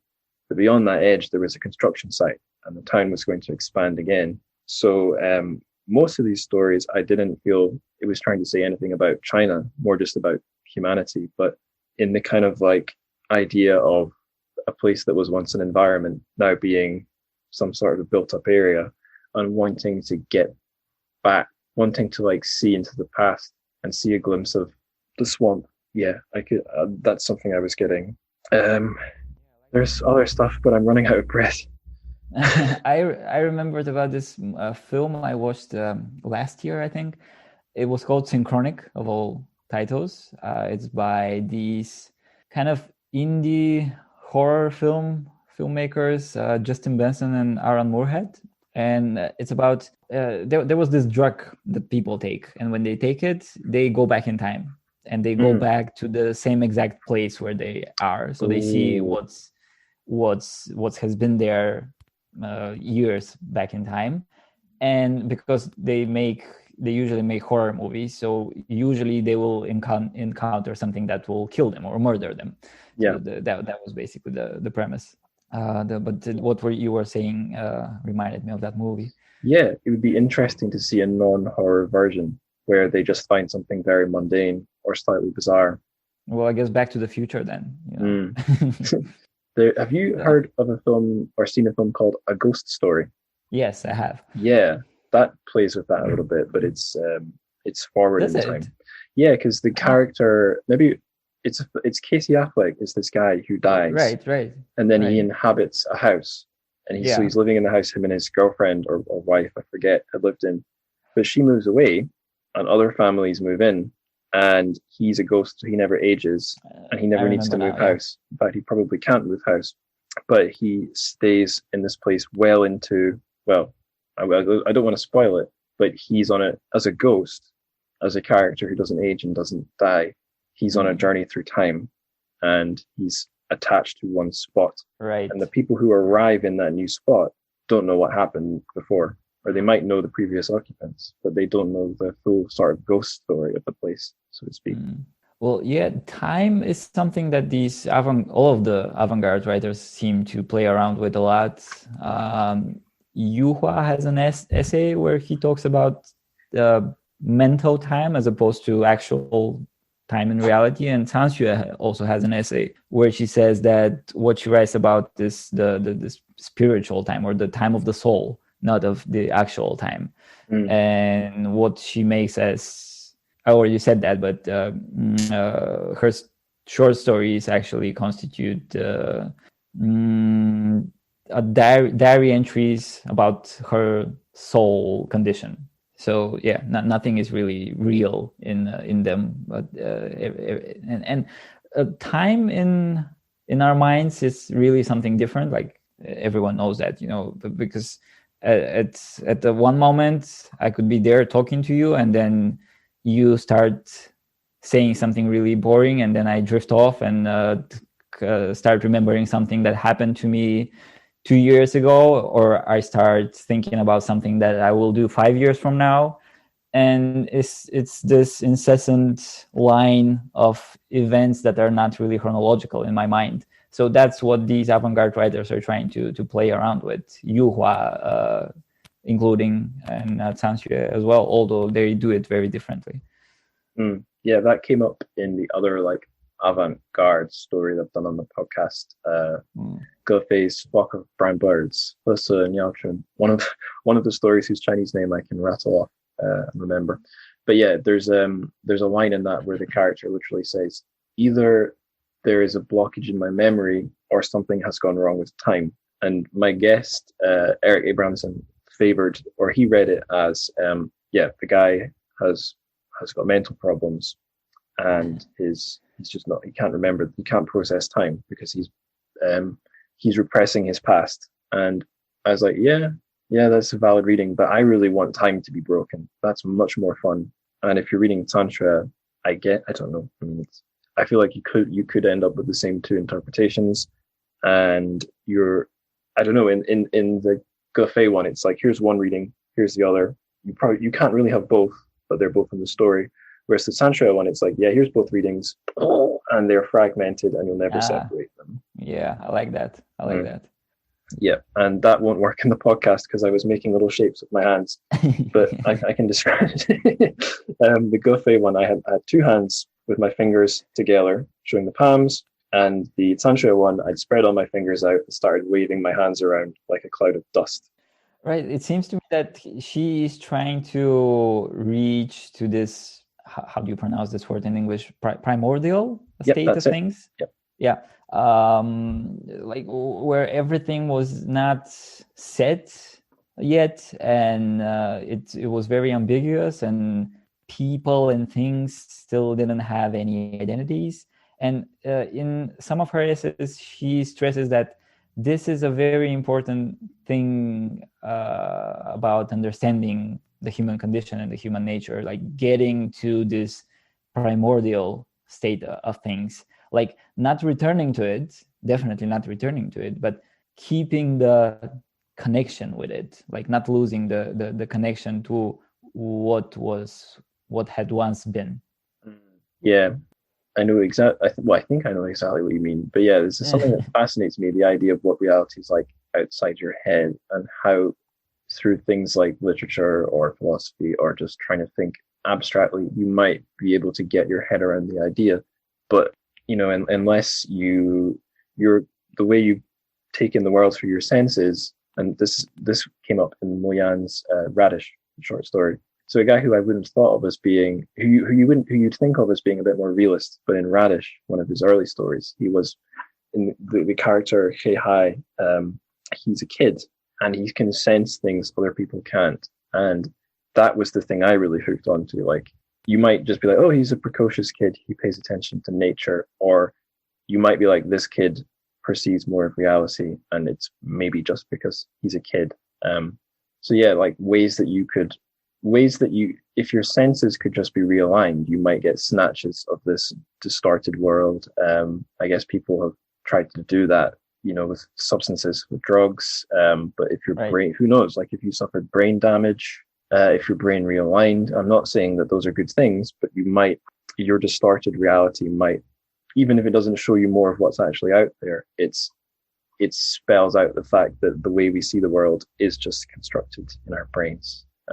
Yeah, now it's my turn to say that. I know exactly what you mean. And I think the comparison with Radish is pretty cool, because it's exactly what I was thinking when I was reading it, because this character, he's a child, but he's also mute. So he doesn't communicate with other people. So he isn't so much cultured as them. He hasn't gotten the cultural knowledge that everyone around him has, so he still inhabits this more ambiguous and primal territory of his mind, of the mind. Yeah, it's less mediated. Last thing I wanted to mention, because I think it's interesting, there aren't always interesting human characters in these stories that I've read, like secondary to the narrator, but there's an interesting one in this story. So I mentioned an old woman, and then she reappears as a younger woman. So when our protagonist, is he called Ayuan, or is that someone else? Yeah, which is interesting because the name Ayuan pops up in Story of the Slums, referring to a boy. I noticed. Okay. I mean, I'm assuming it's the same Chinese characters, but certainly on the page there's an Ayuan in Story of the Slums. And then a little bit later in the book, in Swamp, we meet where stories being told by Anne. It's third person, isn't it? The Swamp is third person. Yeah, third person. So yeah, Ayuan is starting to get somewhere on his mission. He ends up in this building. He finds what seems to be like a very slapdash photography studio, where there's this kind of, I don't know, I don't know if he's sleazy, but this kind of not entirely pleasant photographer, and there's this bored young woman who's wearing, it's described as a long red silk gown, so you might assume it's a Chinese wedding dress, and she kind of becomes Ayuan's pal. There's like some it's never goes anywhere, it's never stated outright, there might be some sexual tension there. she might know the way to the swamp, but she doesn't really help him out in taking him there. And then a little bit later, you kind of realize that she's been to the swamp and may have possibly drowned there. And if you're putting two and two together, you'll realize she's the old woman he met earlier. And the last time he sees her, I think, she's standing under a lamppost and he gets spooked like he's seen a ghost. But the interesting thing is the thing that's being described as pale and creepy isn't her face, it's her dress, it's her clothes. But I remember another one that I have here in front of me. There was this dialogue that I really enjoyed reading because it was, again, funny and spooky to me. And I think it's a classic Kafka dialogue. At some point, Ayuan wants to get to this building and he goes there, but the building doesn't have any doors. Oh, yeah. And I'm going to read the passage. Great. A girl, 11 or 12 years old, walked up. "Hi there, what are you doing?" she asked. "Do you know how I can get in?" Ayuan asked in embarrassment. "Go in? You can't. This building has no door. Is anyone inside?" "Of course." "What I mean is, don't the people inside ever come out?" "How can they never come out?" "Why not? I've never seen them come out. Not even once. You're a fool if you go on waiting." The girl glanced contemptuously at Ayuan and looked at him doubtfully for quite a while before leaving. So this is, something like that. These kind of dialogues I really like because, again, the two people apparently inhabit two completely different realities, and you kind of want to make sense of the reality that you have gotten yourself into, and you ask around. Of course, like every one of us, we try to make sense of our reality, but what you get is just absurd answers, but said in a very definitive way. Yeah. Like, of course that the situation is absurd. And what I remember most about Tan Xue, I read one of her stories, and I don't even remember which one was it, from a short story collection. And there was this character in a forest, and he or she, I don't know, was walking in the forest, and it was night. It was really spooky and scary. And then suddenly he sees a cottage of some kind, and he goes in, and there is this old man in this cottage, and it's completely dark, but he sees the old man, and the old man looks up and he says, "Would you wash my feet?" And the character goes on and washes this old person's feet. And I think that is what most of us actually do, and that is how most of us act in reality, or at least me. Like, we are trying to find our way, and we see things that don't make sense, and our environment says something to us, and it doesn't make sense and it doesn't fit, but we still go along with it because we feel that reality is somehow stronger than us, and it has to make sense somehow, so we go along with it. And I think that's this inertia, is that what you call it in English, is something that Tan Xue is often commenting with her stories, that she kind of wants to oppose this, but she often writes about it, like how we tend to just play along with the absurdity of life. Yeah, I know what you mean. So you're saying it's quite Kafkaesque. I think the only Kafka story I've read is the Metamorphosis, which maybe isn't like his most, like, if you're looking for a story of his that has like these ridiculous question and answer scenes, that's maybe not the best one. But I did listen to, well, this is a very Kafka Tan Xue-esque thing I did. I put the audiobook for The Castle onto, I think it was an iPod I had at the time. And I didn't like using iTunes to reorganize stuff. It wasn't a very happy situation. I had downloaded it illegally as well. So the version I got, the tracks were in the wrong order. So I remember walking my dog, listening to The Castle, but with the chapters in a random order. And it was like, I'm probably about as depressed as the main character here. This sucks. But yeah, like the Kafkaesque thing of someone asking a question and the response being like, "Why did you ask? You fool, you idiot, you cretin. What a stupid question." Yes. Yeah, yes. I've had that in my real life. You see that on the internet all the time. Absolutely, yeah. Yeah. So it reads as crazy in a story, but it's quite true to life. But what I'm trying to figure out is how does reading about these situations actually, what does it do to us? I mean, I enjoy it a lot. I think it's funny and it's horrifying as well, and I enjoyed that. But does it does it have any meaning for us to read about these kind of situations, these kind of absurdities? What do you think? Well, if you think about how often the word Kafkaesque gets thrown around, and it's usually thrown around to describe stupid bureaucracy, or if you're using it correctly, it's to describe stupid bureaucracy. So, yeah, I've thought about this myself. I did a literature degree, and I've often wondered, like, maybe I should have learned skills instead. What the hell is literature? Like, if you were looking at it from a robot's perspective, and you didn't need it for fun, what function beyond like brainwashing the masses or something could it serve? And I think it gives you useful reference points. If something crazy happens, you could say, oh, this is just like that thing that happened last week. But that's not very useful. If you say this is like so-and-so situation from a novel or movie, if enough people have read that thing, is useful. It has utility. Or if you're saying someone is a bit like, if you could say like, oh, so-and-so is like our old geography teacher. Do you remember him? Okay, you've compared him to another person. You haven't compared him to an idea. If you say so-and-so is like Snape from Harry Potter, it works really well. So yeah, maybe TrChFic doing that works as nicely as a reference to Kafka or for an interesting scene. But if her writing's useful for stuff, it might be the things that are unique to her writing that we could use as a reference. I guess it kind of helps you distance yourself from the real absurdities and kind of look at them more, I don't know, coldly or like more withdrawn from them, and not let them get you, I guess.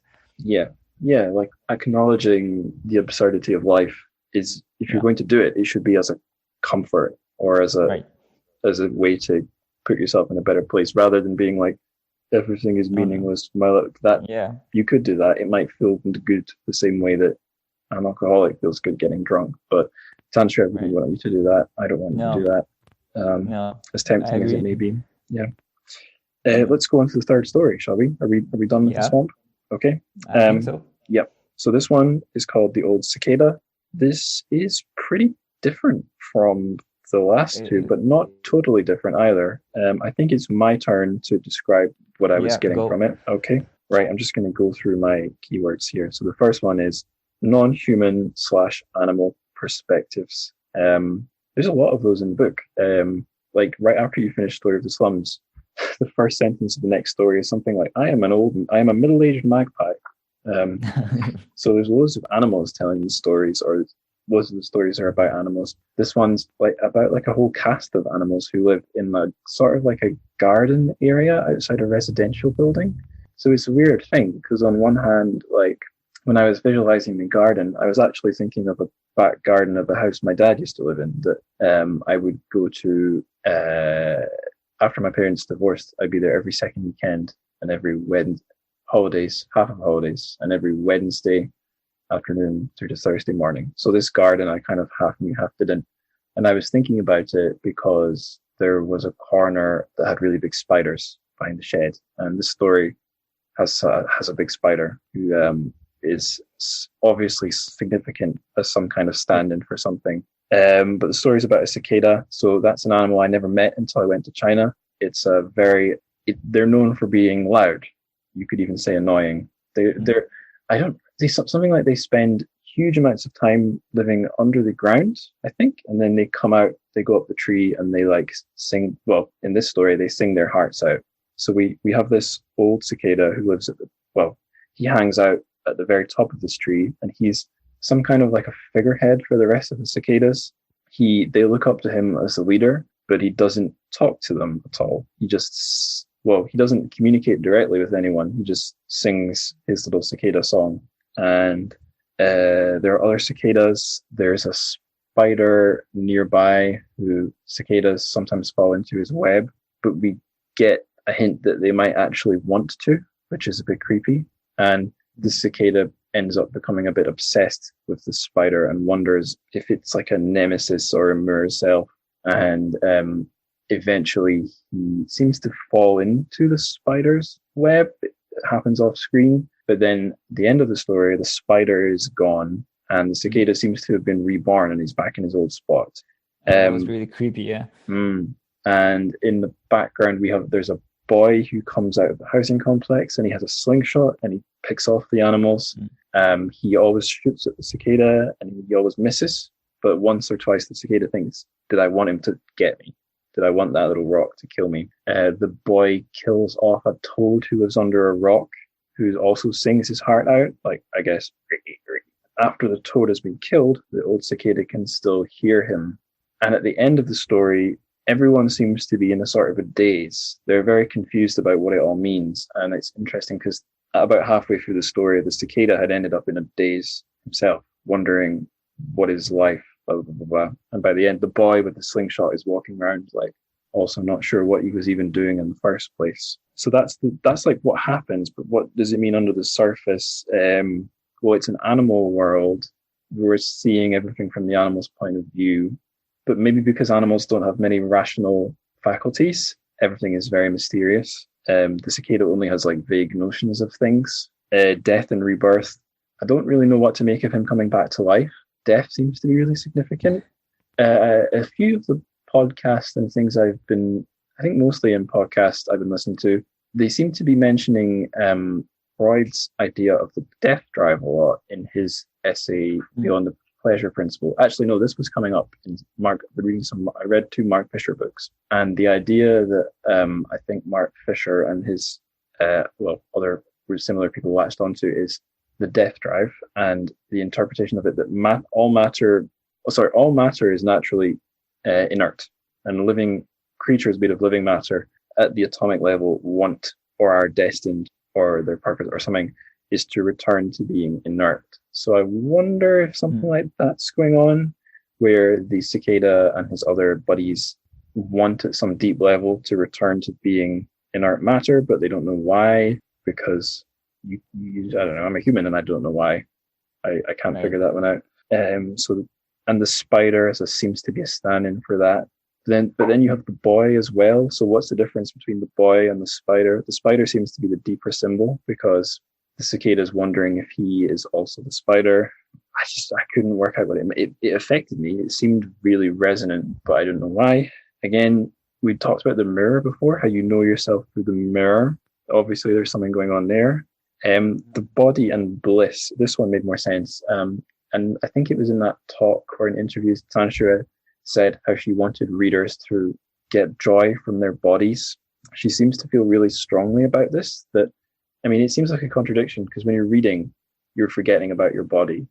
But it seems like she wants you to, whether in your daily life or when you're reading, to remember your physical thing and not to feel dragged down by your body, but to love it or something. Sounds dirty if I say it like this, but get pleasure from it.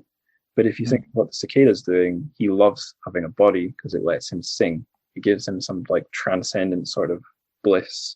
So I guess that has to be tied into death, because you can only die if you're a body, I think. And I put dark desires.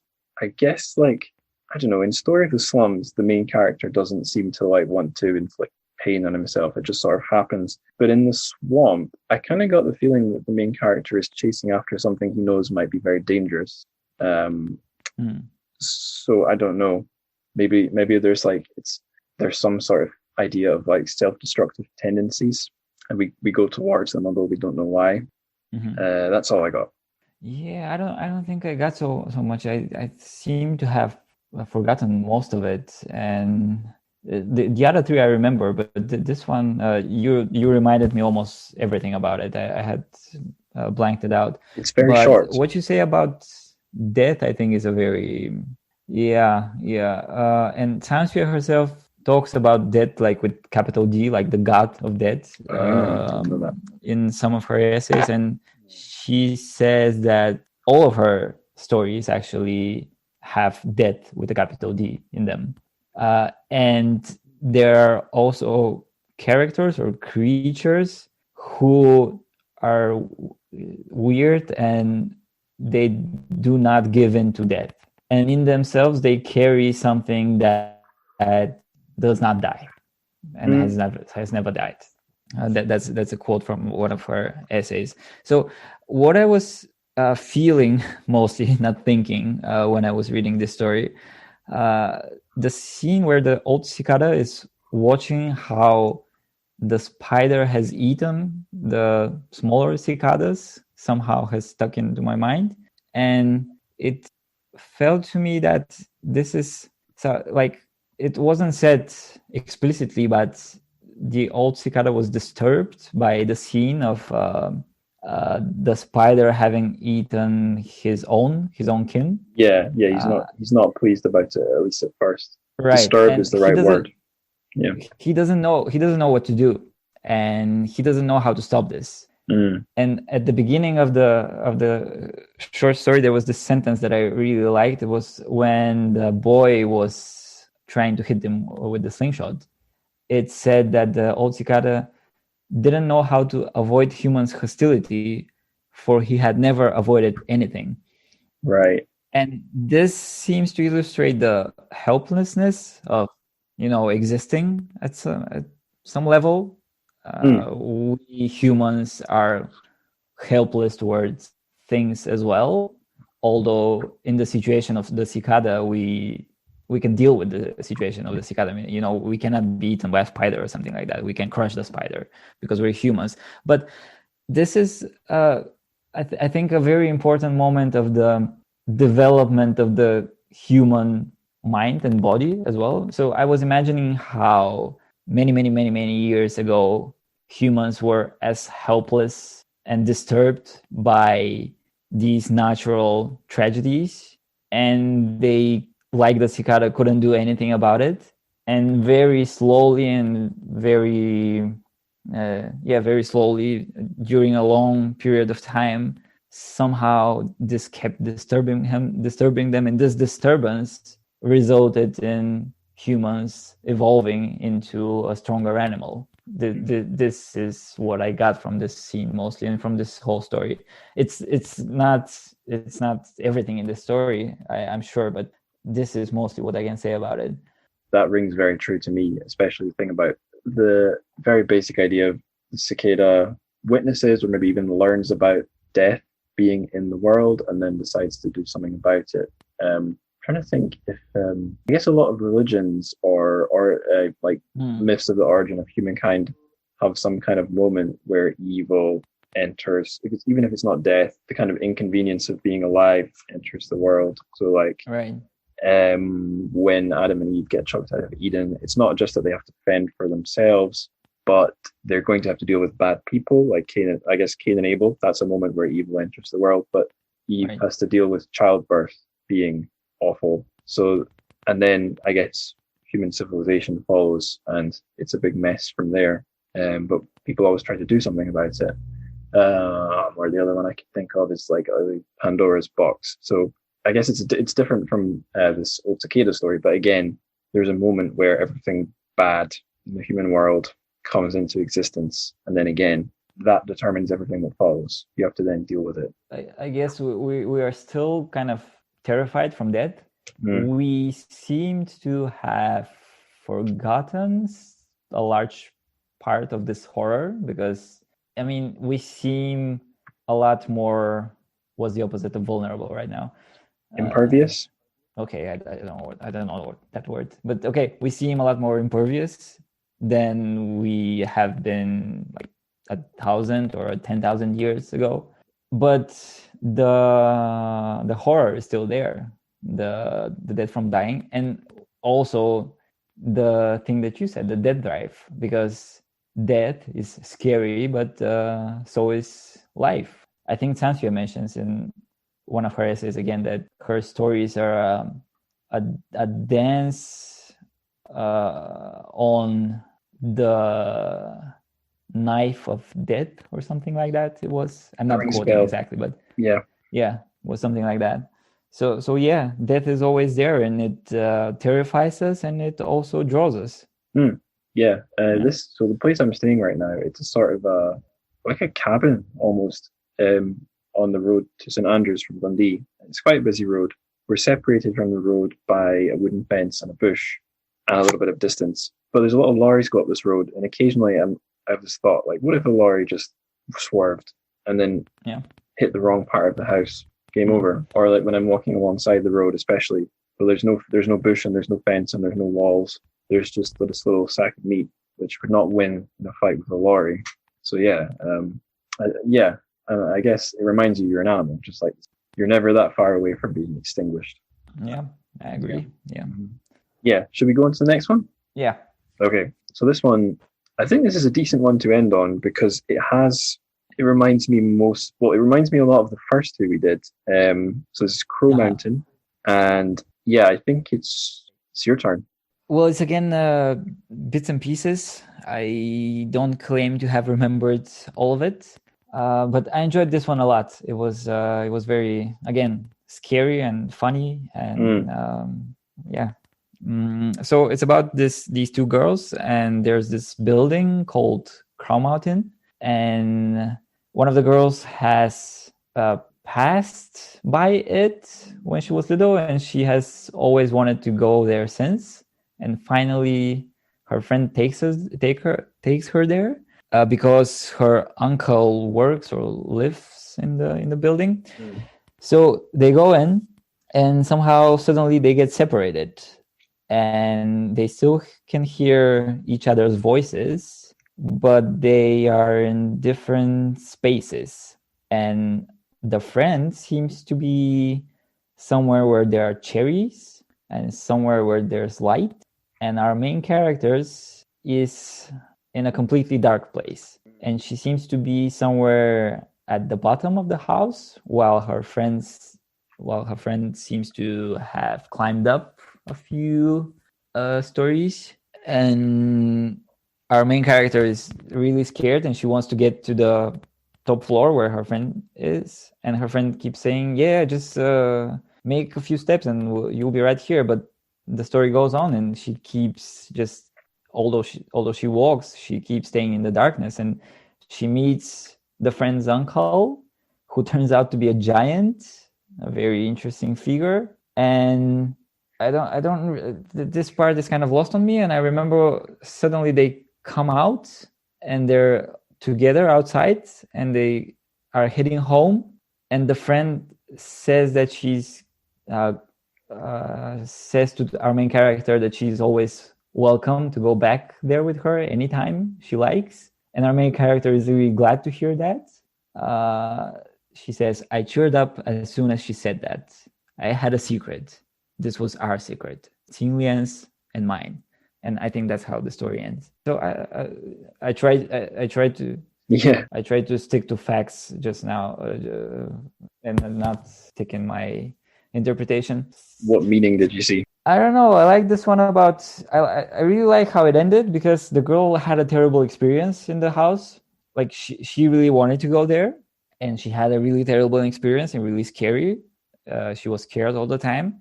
And when she went out, she was really happy that she went there, and that was her secret. And yeah, I think that's again somehow what life or certain aspects or certain moments of life are to us. We're enthusiastic about them, and then we go there. For example, I like to go hiking, and sometimes I go with friends, and we spend several days in the mountain, and every day we hike, and we spend at a different place the night. And it's usually a terrible experience. It's very miserable, but we end up remembering it really, really beautiful, and we keep doing it every year. So yeah, I mean that's a kind of superficial example and a kind of shallow analogy, but it seems the same as the story. The other thing is the secret, and I remember another story, and again I don't remember the name, by TrChFic.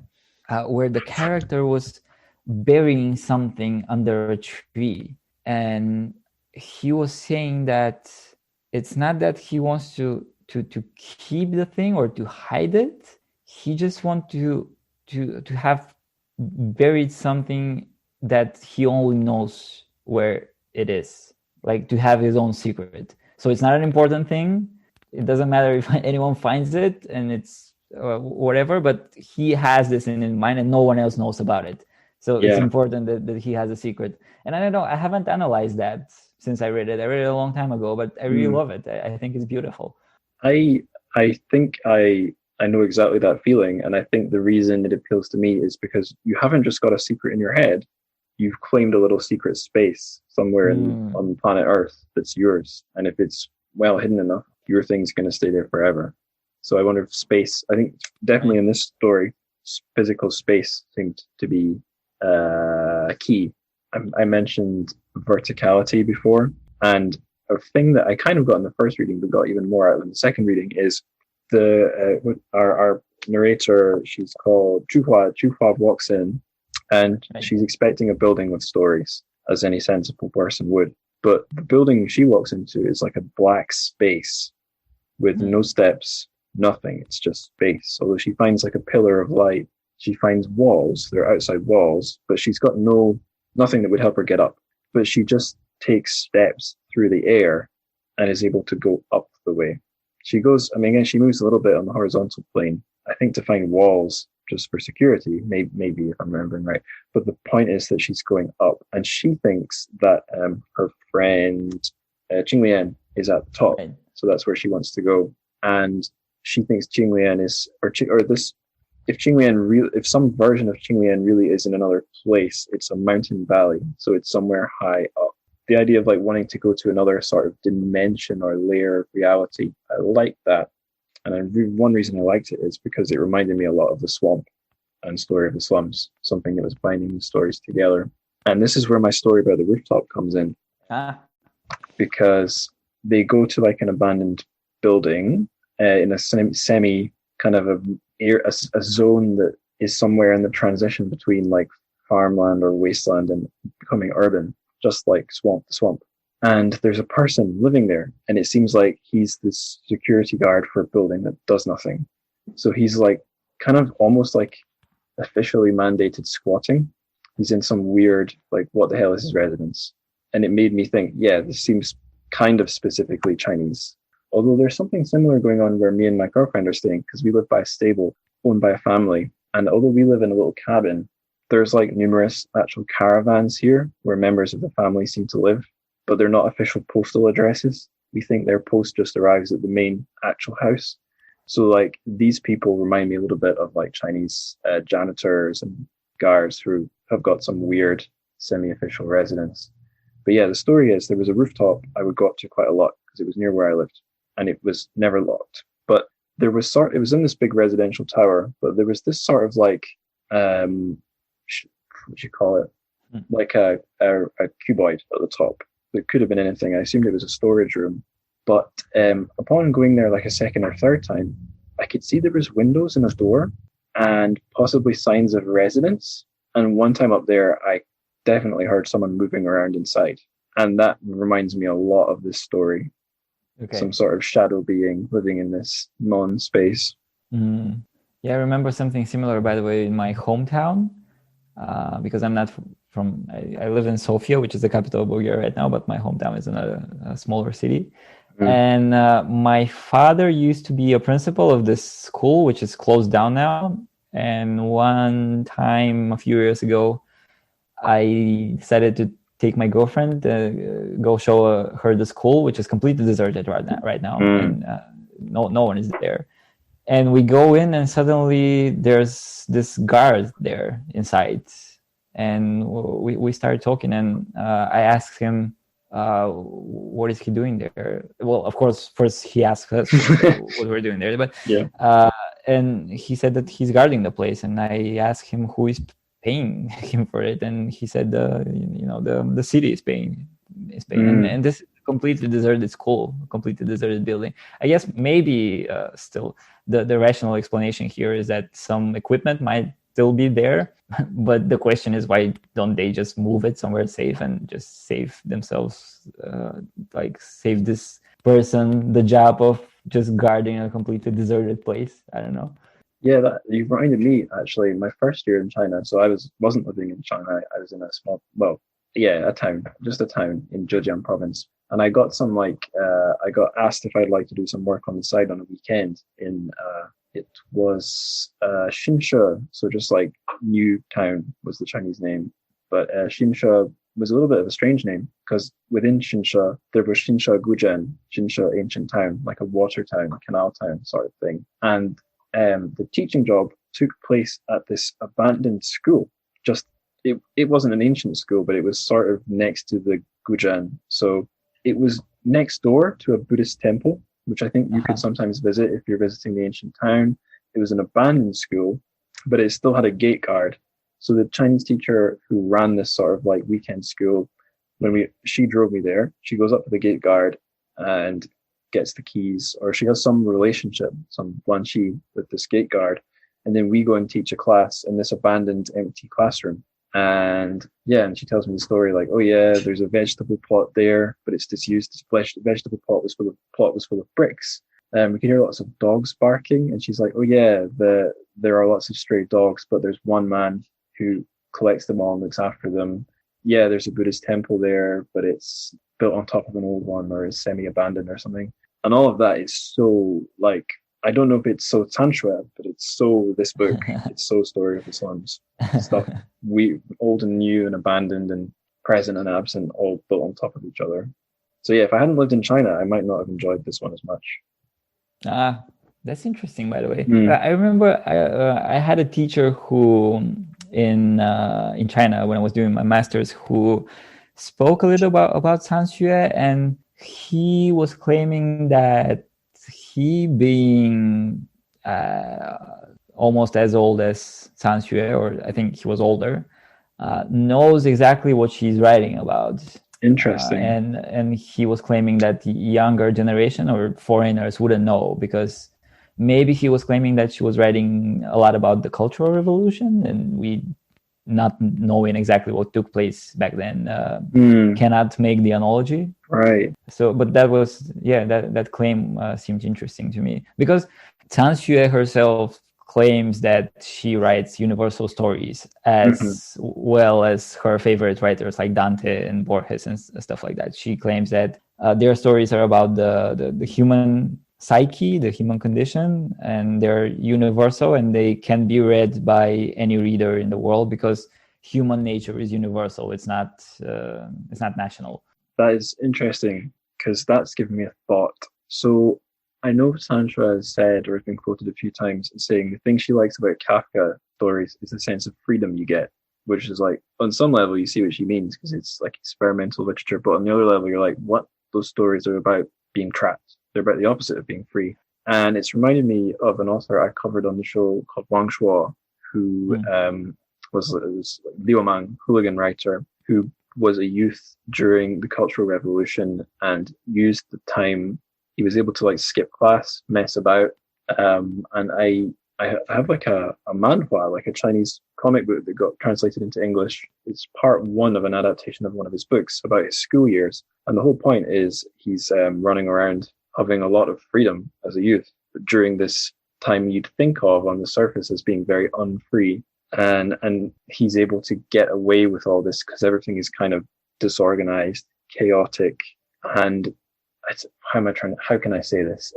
Everything has been deconfigured but hasn't been reconfigured. So there's all these spaces that used to be something, but now the number of, it's going to sound really vague, but the number of things that are allowed to exist has been squished down by like the orthodoxy of the time.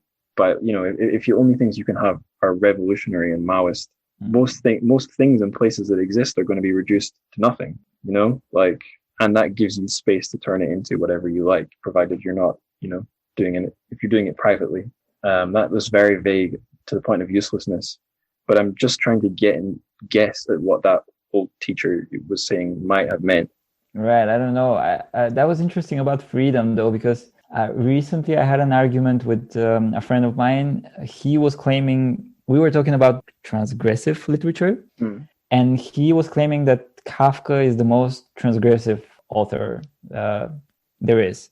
And I was kind of, what are you talking about? Like, if anything, he is writing about characters not being able to transgress their environment. For example, the trial is exactly that. The trial is a person who gets into the what's the word in English? Like the judge system. What do you call it? The judicial system. Yeah, judicial system, right? And he never, and it's really absurd, and he never makes it through it, and he ends up committing suicide, which I guess you can call a transgression. But I don't know.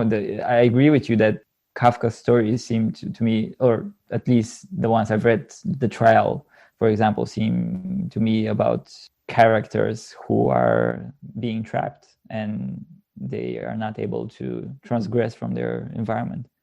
Yeah, I really don't know what she meant there.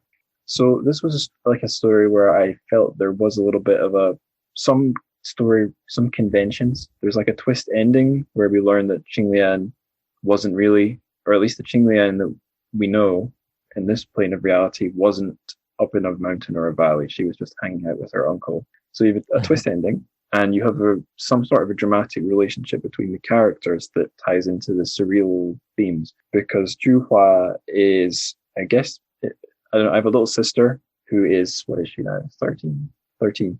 So I get filtered secondhand all these stories of her absolutely fraught relationship with her group of friends. And I'm glad I didn't go through that as a teenage boy. I had some mean friends as a teenage boy, but I imagine girls have it worse. So Zhuhua is friends with this Qinglian and really wants to be like her and idealizes her and feels like, although Qinglian doesn't treat her properly as an equal, she puts up with it because she admires this friend so much. So then it makes sense when this weird, surreal situation happens that Qinglian is away in a paradise way up above and Zhuhua is wandering through the darkness. It almost seems weirdly simple for a TrChFic story, but then again, I didn't spot it on my first reading. So it kind of helps kind of prove her point that she wants you to be an engaged reader and not a lazy, passive reader. Yeah, you have to. I get tired after I read 4 or 5 of her stories. I need the break, usually, which I guess is not so much evidence of the intensity of her stories as of the lack of ability from my side to concentrate. Yeah, I was going to bring this up later, but in that, well, I think in interviews, but especially in that Stubborn Dirty Snow video, she talks about being very concerned for younger readers, which again, like at a surface level, you're like, wait, an old, intellectually minded experimental writer cares about the youth. Why? But it makes sense. If she hates like lazy postmodernity, the postmodern like idea of everything is play, truth doesn't matter, the kind of laziness that is there in postmodernism versus like the really sincere commitment that's there in modernism. Of course, she's worried that our attention spans are being destroyed. Of course, she's worried that we, do things like play video games, stuff that, I mean, I like video games, but I'm not going to pretend that there's much depth to them. Movies might have a bit more depth. Maybe, I don't know, maybe she likes movies. But the general like killing of our attention span and also the way that our lives are so much full of crap now. So it's harder to find time to read. You can find time, and you're kind of people who say they don't have time. I think they're making excuses, but you can sympathize because there's so many stupid things fighting for your attention now that absolutely maybe wouldn't in like Cultural Revolution China if you have a quiet room and some books.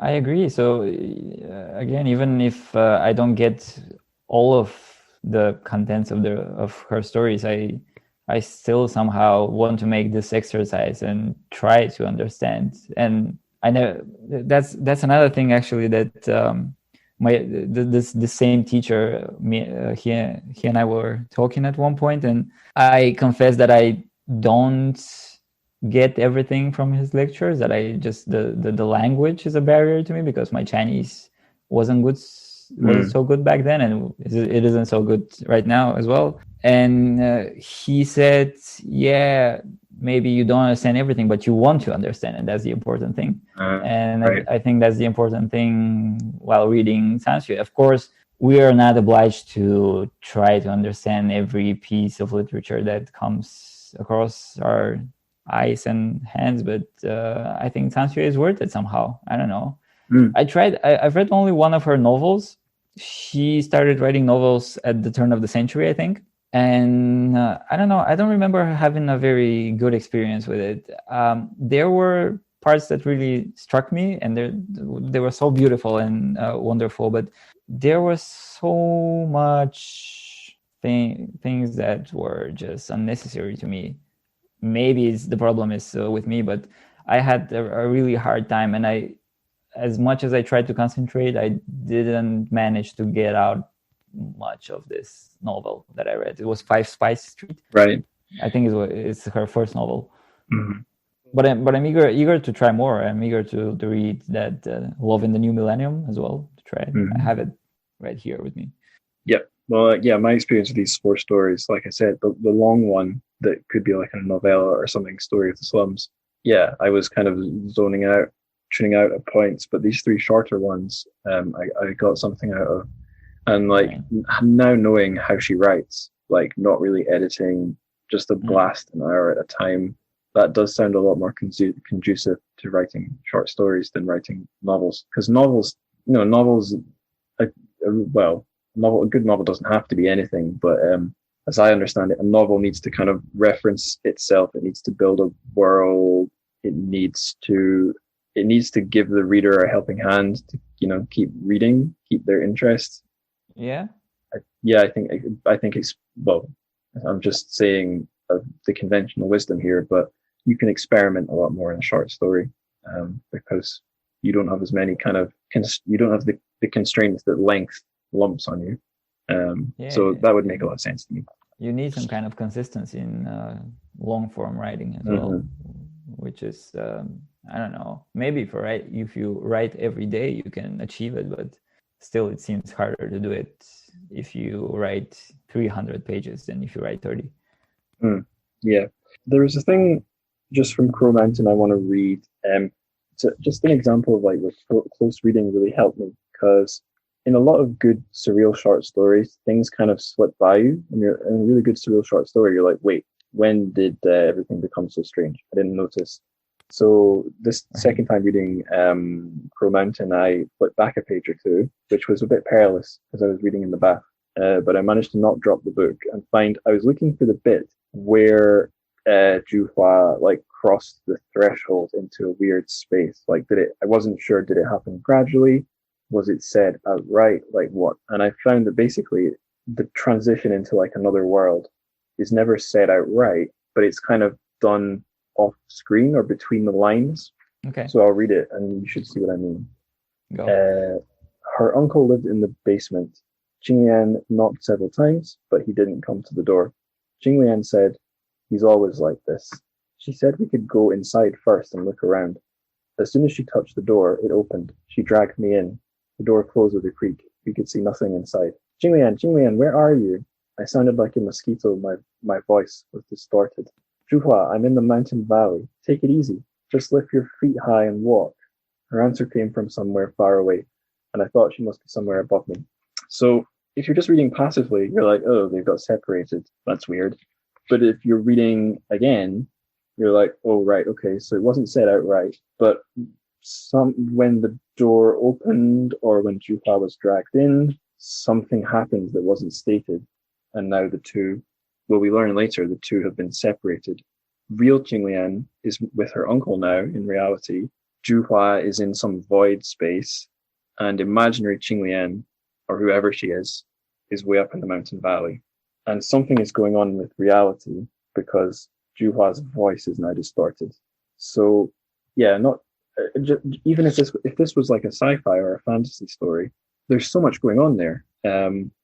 But the reason I like this story, it does work on like a fairy tale, like a fairy story where Europe. I guess these are all over Europe, but like there's a thing in Scottish or Celtic folk stories where you go off to the world of the fairies, you meet them, everything is a little bit topsy-turvy. You might be able to return, you might never return. And that was a vibe I got here. Like she's entered some kind of Chinese equivalent of like a fairy world, maybe. Yeah, maybe it's a matter of perception as well. So we could imagine that they're actually inhabiting, they're still together, but they're just perceiving the reality of the house differently. So maybe Qinglian has already been there a few times. She has, and the environment is familiar to her, but Zhuhua is new to the place, so it's strange to her and scary and dark. I don't know. Yeah, one of the keywords I had was mental spaces, and I was thinking more in terms of like when you read a book or when you remember something, you're trying to visualize a space in your head, And there's something a little bit like that here, where, yeah, like you said, Qinglian is seeing something. Well, she's like, it's really dark, so she's actually not seeing something. She's trying to visualize the space in her head, even though it's a void. Sorry, Juhua is doing that. The Qinglian she thinks is real is in like a mountain valley, and Juhua isn't seeing the trees. She's trying to like imagine them, or she's having them described to her. To admit something about myself, although regular listeners will know, I really miss Shanghai, and often I'm trying to like, what did it look like? What did it look like? What did Wukanglu look like? What did Koreatown look like? What did what are the districts? What did this so and so? How would I get back to so and so part of Pudong district where I delivered that Shanghai magazine one time? And I can try and remember it. I can't use Google Street View. I think technology is important in this. Google Street View is amazing because you can visualize anywhere by dropping a little orange man on the map. For China, you can't do that. You could probably use a Chinese map app, but it's not as well, especially for someone whose Chinese search engine abilities aren't that great like mine. It's not very convenient. But yeah, like I've been a little bit more consciously aware of the power or lack of power the mind has to create space. And reading this book, have a crack at it again, like, because I've done this before in other books I've really liked. Like there's one called I Am the Messenger by Marcus Zusak, where he creates really like his picture. It's Sydney, I think they're in, but it's like the outskirts or the scuzzy bits. But it's painted in quite like mostly quite like a welcoming, quirky way. And I got so obsessed with the book, I was rereading it and trying to think like, okay, rather than passively imagining the scene, I'm going to read all the exact descriptions and going by them, try and create the accurate version of what it should look like. But you can't, because that's not how books work. You're always creating a space in your head. But yeah, if you're reading more closely, you'll be doing less passive generation and more, I don't know, engaged, evidence-based generation of what the story should look like. Yeah, that was a really rambly ramble. Is there anything you can say to that? Actually, my next question was literally, have we missed anything? Have we missed anything? I don't know. I guess we have. I mean, I'm sure we have. Right. But I think I don't have anything to say about these specific stories yet. And what about the book as a whole? Do you have any thoughts on it as a whole? Because especially since you've read a lot of other TrChFic and I have not. So how do you think this book reads versus other stuff she's done? Well, I haven't read the book. I read only the 4 stories. Right. So okay. Yeah, but I think that this book is compiled from her work from this century, if I'm not mistaken. I think it's all pretty recent. Yeah. I don't believe it says exactly, but you just keep talking. I'll check that. Yeah, I think she published 4 books of short stories like 10 years ago or something, and I think that this volume is a compilation of these 4 books, of stories selected from these 4 books. Right. So yeah, and I don't know, I really haven't read enough. I've read 2 other short stories collections by her, and they're all, like you said, really different and at the same time kind of the same. So the way I read them is kind of similar to the way I read those 4 stories, and the things I kind of extrapolated from them pretty much the same, I guess, which maybe TrChFic wouldn't approve. I guess she would want me as a perfect reader to improve my perception of her stories and get more and more stuff out of them. Right. But yeah, it's pretty much that. I cannot really say that there are or there aren't any difference. I looked up the copyright page, and the copyright page said most of the stories in this book were originally published in Chinese. For details of original and first Chinese publications, see the credits page. And the credits page, it's a really detailed credits page. Right. There was a credits page, yeah. Yeah. So if anyone's interested in these, not just the book's journey in Chinese, but not just the story's journey in Chinese, but the story's journey in translation. And also 3 of the stories have appeared in 4. So yeah, it's extremely detailed. I suppose it's Yale Books, an academic or a university press. Right. So not too surprising, but yeah, it's useful for people who like to track that stuff. I guess what is specific about TrChFic is that when she started writing in the 80s, there was this avant-garde movement. So like we said, Yuhua, Gefei, and Sutong, everyone was writing these weird stories. And she was considered part of that. And she actually has said that Yuhua's early stories are actually worth something. And Achung's as well, by the way. But she claims that after that, in the 90s, everyone started writing realist fiction. And this is where it all came down for them. Like they ended up being worthwhile reading, authors worthwhile reading. And she seems to be the only one who keeps on doing this weird fiction that in the 90s stopped having that kind of huge impact and market as it had in the 80s, because in the 80s it was a very huge literary scene, and there were many magazines and publishing houses that were really thirsty for, like, hungry for new fiction and experimental fiction. And that all changed in the 90s, but she kept on doing it, and she keeps on doing it until now. And I think that's, I don't know, that's it's something. Yeah, I find it kind of weird or surprising, because I'd heard about this avant-garde way before when me and Eric Abrahamson did Flock of Brown Birds. And he mentioned, because of those, there was an influx, kind of a delayed influx of all this modernist writing from English, well, not just from English, actually, from Western literature. And Chinese readers and writers really took to it. But I didn't know any authors who were writing this, like, xianfeng, avant-garde literature, except Gefei. But then reading up on TrChFic, she said, oh yeah, I used to be part of this block of experimental avant-garde writers, Yuhua, Sutong. And I was like, huh? Sutong? Avant-garde? Because the only Sutong I've read has been, like, very realist, maybe slightly quirky, but the idea of him writing like a David Lynch style story, I'm like, what? But I can believe it, I suppose. Yuhua, for example, he writes very realistic novels, but his early stories are really violent and messy, and I like them a lot. Interesting. I've actually kind of seen that in Gefei too. So I've read Flock of Brown Birds, which is a very early work of his. Yeah. And then there's another work in translation, The Invisibility Cloak, which is kind of, I don't know, it's set in the real world, it's realist. There is a little weirdness bubbling under the surface, more so at the end. But I was like, oh, interesting. He seems to have moved closer to reality. And I'm now reading, I got another review copy of Peach Blossom Paradise, which is, it's set at, like, the end of the Qing Dynasty. It's kind of weird and quirky. There's a lot of stuff going on under the surface, but it's basically realistic. Certainly doesn't seem crazy and experimental, and it seems to be doing that thing I've seen loads of Chinese literature do, of, like, here are the stages of trauma China's been through in the last 150 years. A character is going to live their life and go through it step by step by step. And I was like, oh right, so he still seems to be a great writer, but he's certainly, like, I don't know, it's not a David Lynch. He's not writing David Lynch stories anymore.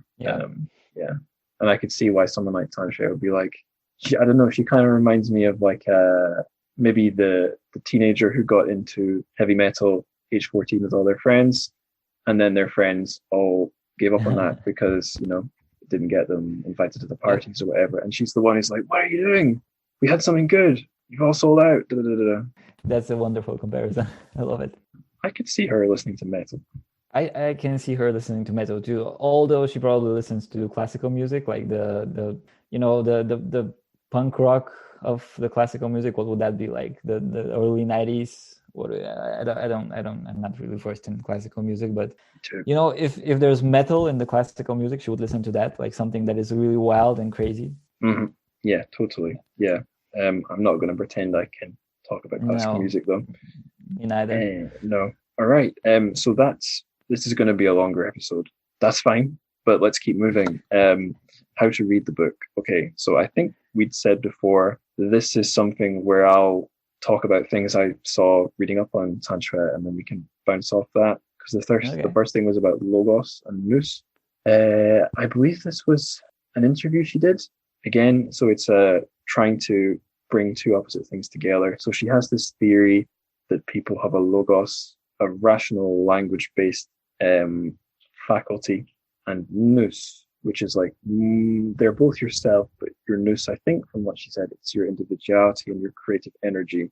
And this was really, she was tying into her idea of writing and reading literature as performance. So she was trying to say, when I write my stories, it comes from my nous, my creative wellspring, but my logos, my rational thought, directs my nous. And the most productive way I can use them is I make them fight.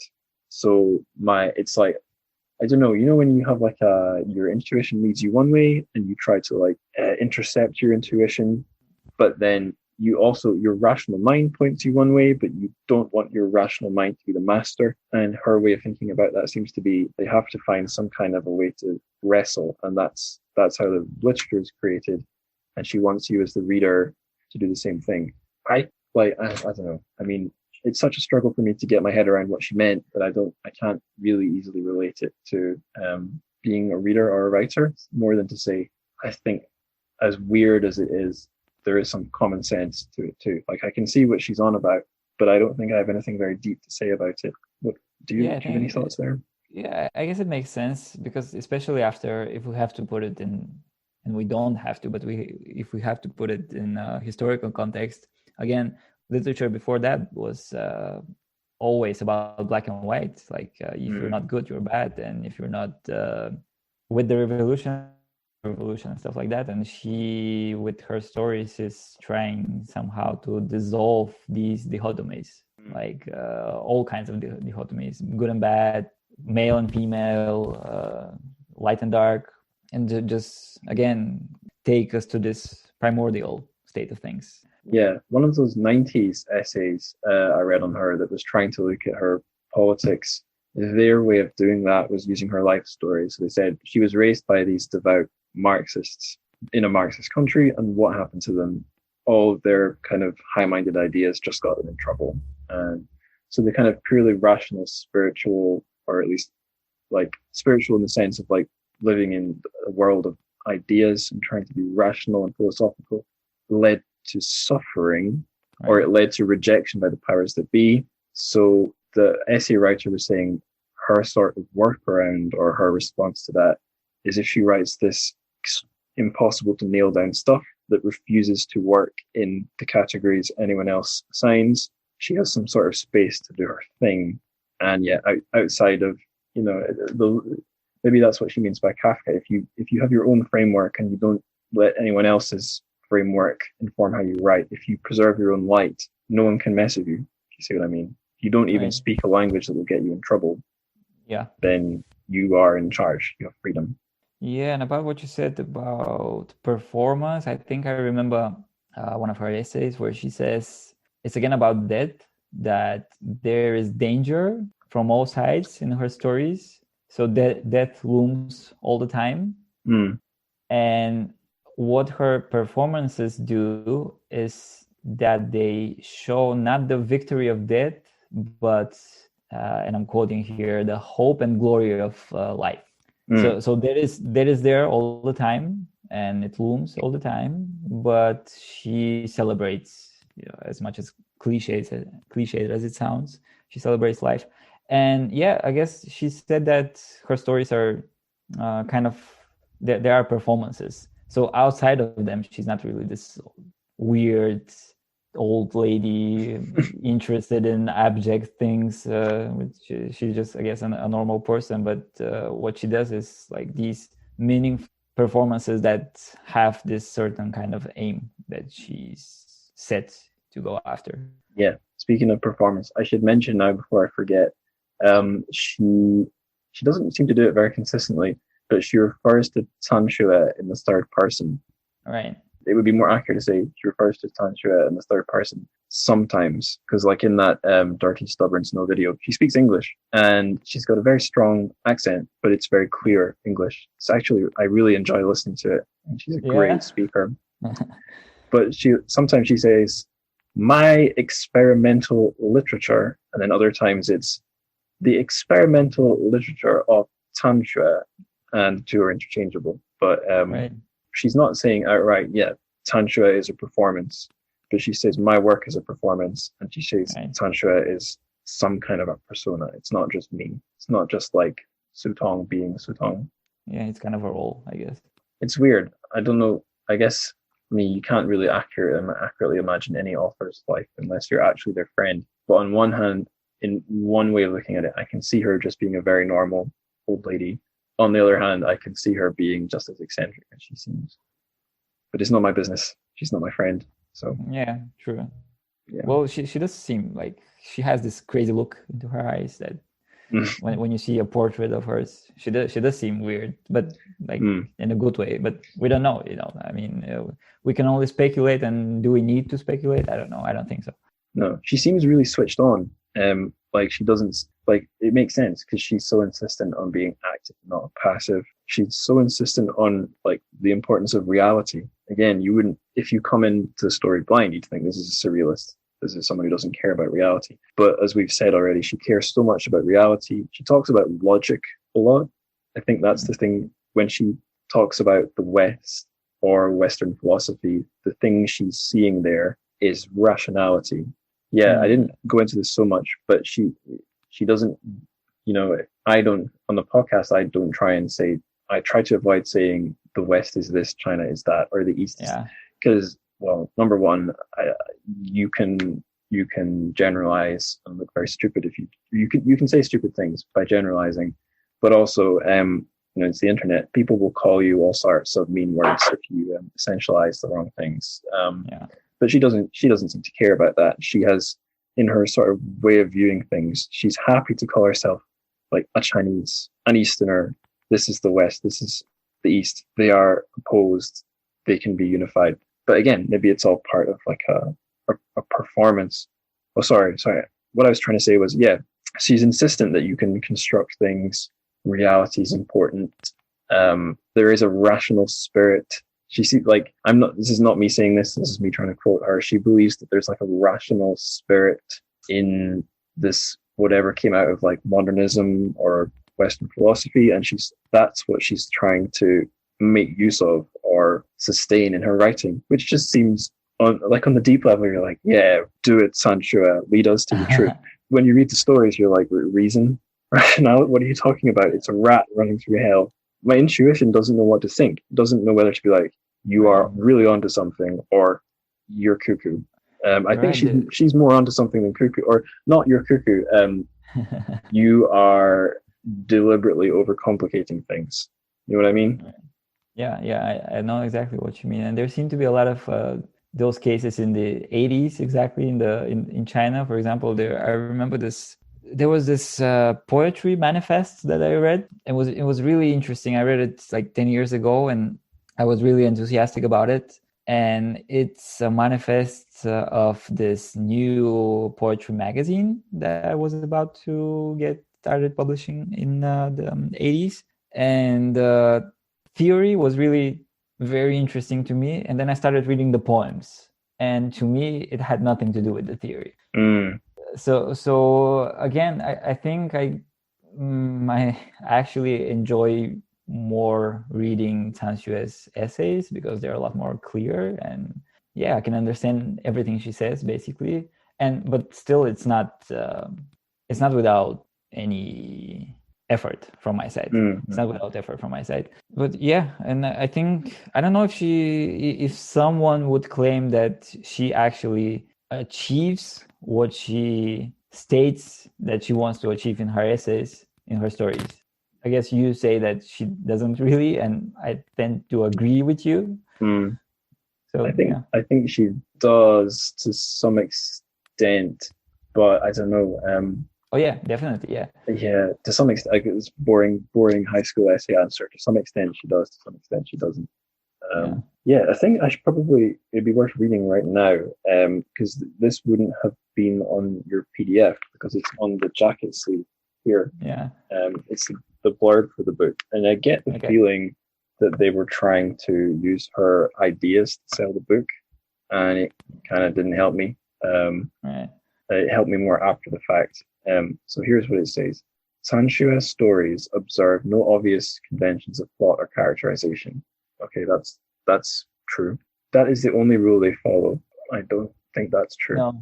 Instead, they tend to limn a disordered and poetic state given structure by philosophical wonder and emotional rigor.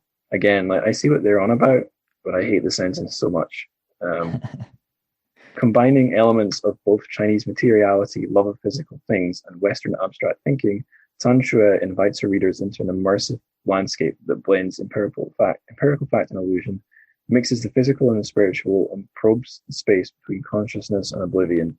So the thing where it does exactly what she does and like binarizes China and the West, and China's associated with like love of physical things. Yeah.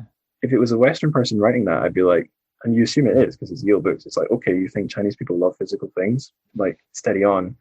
But maybe that's TrChFic's idea, but they haven't communicated what she means by it very clearly. So I feel like that didn't really help me understand what the book was going to be about, because the love of physical things in the book, I don't really see it. The physical world is often, like in Story of the Slums, all the physical things hurt you and poison you and kill you. Yeah, but still, I guess what they could mean is that she doesn't describe her ideas, but she uses like material things to compose stories that kind of carry her ideas. That's very true. Yeah, I guess that's the only way she thinks that she can do it. Yeah, but I guess it's maybe appropriate because even the blurb had me going like, ah, just like the story did. So even the blurb is unconventional. But that's I don't know why it reminded me of the thing that when I was translating the story A Hut in the Mountain, I was certain that in Bulgarian it had to be in the present tense, because it seems that these things, the way it's told, my impression is that characters are reacting to the things that happen to them at the moment. Totally. So maybe reading these 4 stories, that was something that was kind of like an obstacle to really get into the story, because I think I have one example here. Let me just find it. Where is it? Wait a minute. Yeah, right. This is from Story of the Slums. So it's a really short excerpt. This was the very master who had fed me poisonous mushrooms, wasn't it? I went in. Hey, this really was his home. Great. This was great. I had returned to the slums. To me, this is absolutely, it should have been present tense. I don't know, because there's great, this is great, and it seems that the character is reacting at the moment. I don't know. Somehow the past tense doesn't make sense to me. Yeah, I can see what you mean. This is another thing that threw me off, not in a good way at first, because I'm sure I read somewhere that TrChFic said, I've had lots of different translators. I think my favorite English translators are Karen Gernat and Chen Ziping. They do my stories great justice, and that's the translators of this book. And I was like, why? They don't, like, the translation doesn't, I hope they don't listen, but I think it could have been better at points. Yeah, well, for example, what was this about, like the names in the Story of the Slums? We had Chinese names with Pinyin. We had Ricky at some point. Ricky and Auntie Shrimp. Yeah. Right, Auntie Shrimp we had. So there were 3 different ways of translating names, which was kind of, I don't know. Well. It didn't seem consistential, or what do you call it? Like consistent. Consistent, exactly. Consistent to me. No, I think, the names bothered me. But then I wasn't seeing the Chinese, so it was hard for me to know what to make of those. I really think we should hurry up a bit. Right. So there was a question about, should we treat the stories as like puzzles or things to solve? 2 things I'll say before I throw it over to you. Listening to her talk about, I'll read the quote first and I'll make my point. So this is a quote I wrote out from, I'm loading the page, damn it. A quote I typed out and tweeted from that Stubborn Dirty Snow video, where she said, she said, every one of my stories is a riddle. You might call them TrChFic's riddles. If readers do not take part in the performance, my work is unfinished. It must continue waiting in the dark. So the thing about riddles I think she later said in that video, if a reader just treats my story as a puzzle and makes superficial guesses about what it means, they've failed. So she's like, my stories are riddles, but by the way, don't only treat them as riddles. And that reminded me of the DVD box, or at least my dad's copy of the DVD of Mulholland Drive by David Lynch. Have you seen that film? Oh yeah, several times. Yeah. So the DVD, inside the box, there's a little booklet, and it says something like, here's some clues that will help you understand the movie. And it was like a list of things that appear, doesn't tell you what you mean, just tells you to watch out for them. And if you have clues, the implication is you can solve what the movie means. And I watched it like age 17, 18, and was like, this means nothing. This is stupid. I don't like it. David Lynch has annoyed me. But then like rewatching and listening to people's interpretations, without spoiling it, it is pretty, once you know what to look for, it is pretty easy to see what's going on in Mulholland Drive. And a lot of David Lynch's stories, actually, like Mulholland Drive and Lost Highway, it's almost the same story with a different character. And that's almost true for Inland Empire as well. So the idea of these things being an abstract puzzle that you can piece together interests me. So the question is, what are we supposed to do with the stories? Do you think it's better to treat them as a puzzle, some kind of an argument or point being made, or just like a raw sensory experience? I mean, the boring answer is they're all three of these things, but do you have anything to say apart from the boring answer?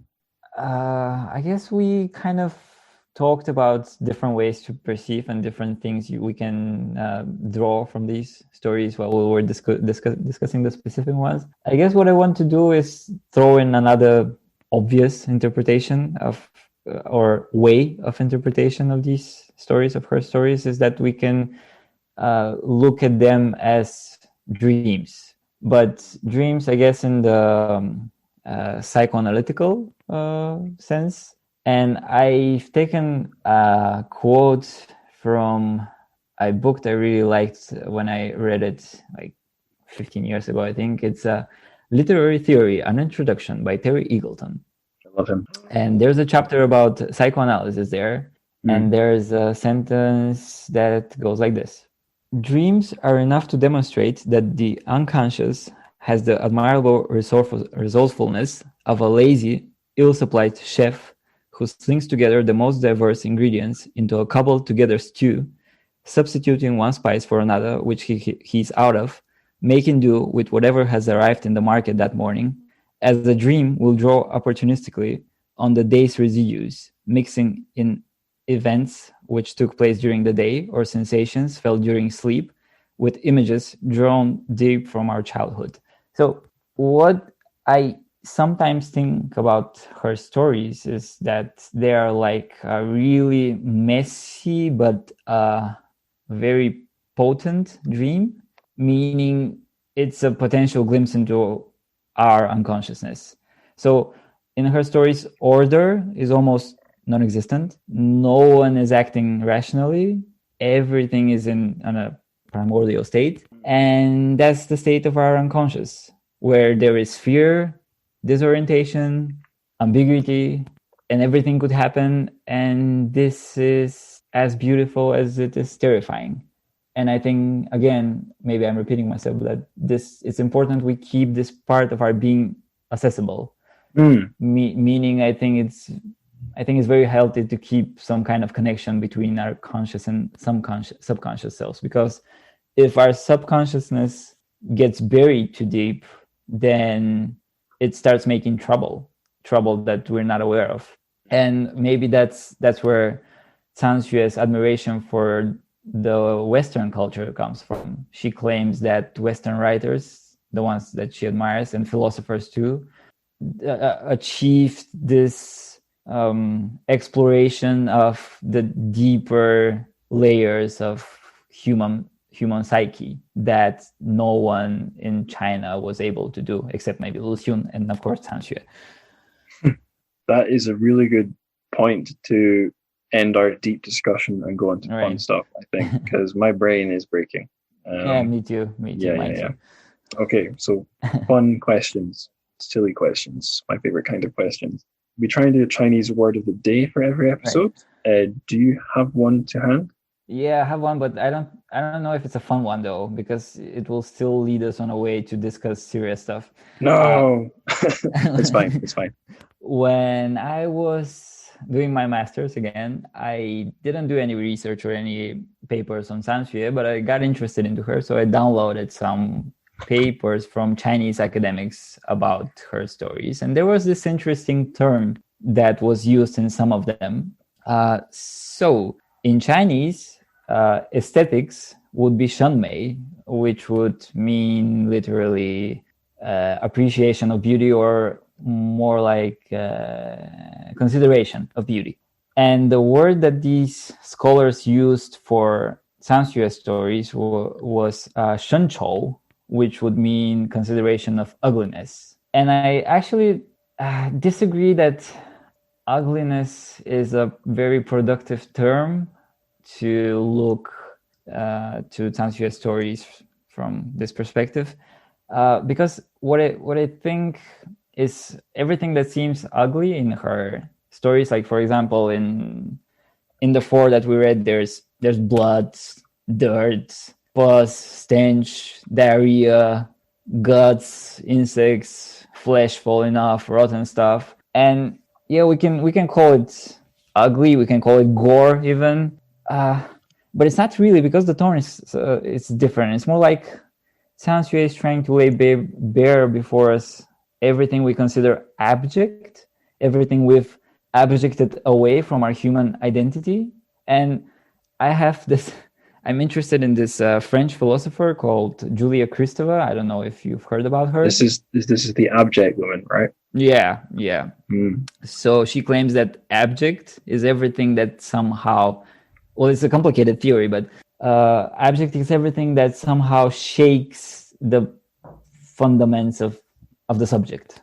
And I think that's what Sanxue kind of does with these things. Not only these, but the stories as a whole. So let's make this word of the day, shěn, which would be consideration of ugliness. I'm gonna put, are these the right characters? I've just sent them in the chat.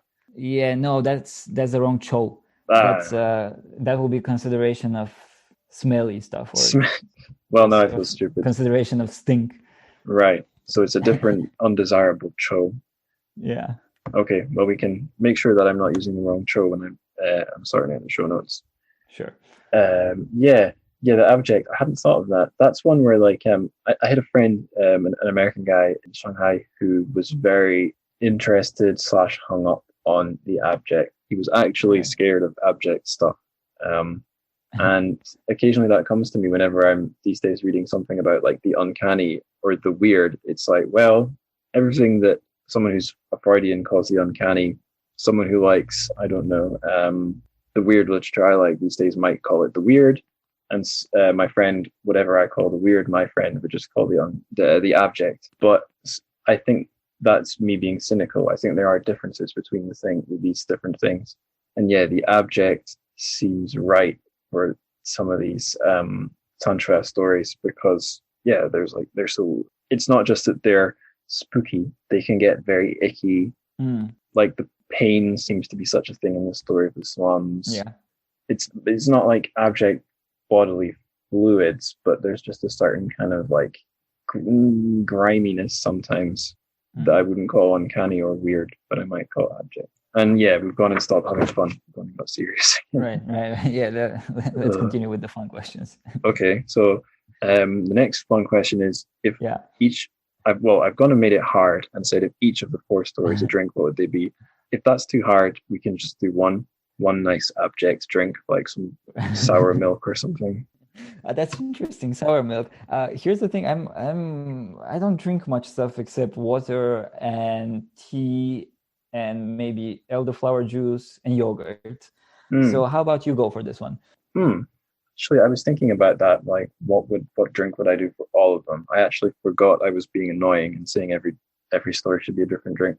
But I was thinking maybe something like fizzy water. I was just trying to think of something outside the box, and I thought maybe I could make some kind of argument for fizzy water. One, because it has bubbles, just like the story of the swamp. But also it's base material is as natural and part of the world as about you can possibly be. Most of the world is water, although salt water. But it's been some human modern. It's been modernized or humanized by adding gas, and it's become something that tastes completely unnatural.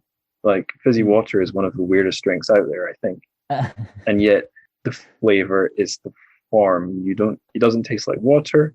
It doesn't even taste like flavoring. It tastes like its form, which is bubbles. So there you go. I like my that literature degree. 3 years like of a literature degree made me a good bullshitter. So I was thinking that it should be some kind of. I mean, I don't drink a lot of alcohol. I drink almost none. But I was thinking that it should be some kind of a cocktail that when you smell it, it's one feeling, and when you take it in your mouth, it's another feeling, and when you swallow it, it's yet another. So it changes. So it's one thing, but it gives you this roller coaster of an experience, which I think are TrChFic stories.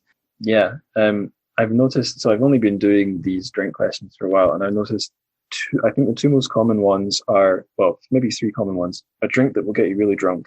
That's one. A really black coffee that will get you really focused, or a cocktail that will do lots of funky things. But yeah, I think that works here. Some sort of. Did you ever read Hitchhiker's Guide to the Galaxy? Sure, a long time ago though. Do you remember there's a cocktail that the characters like to drink called the Pangalactic Gargle Blaster? No. Well, it's like a joke drink.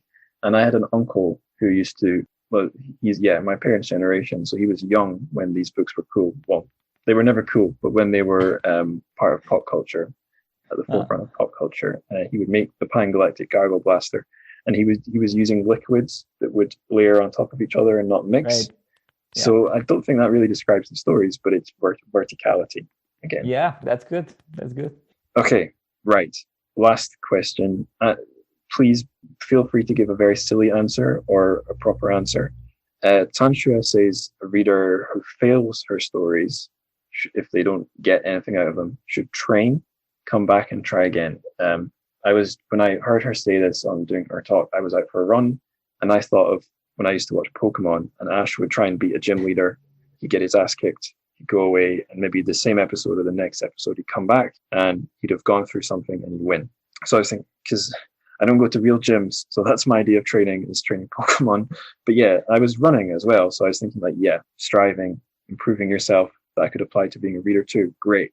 But what training would you suggest for listeners trying to beat TrChFic, the gym leader, and get her badge? Right. I don't know if I have anything silly to say though. I liked yours.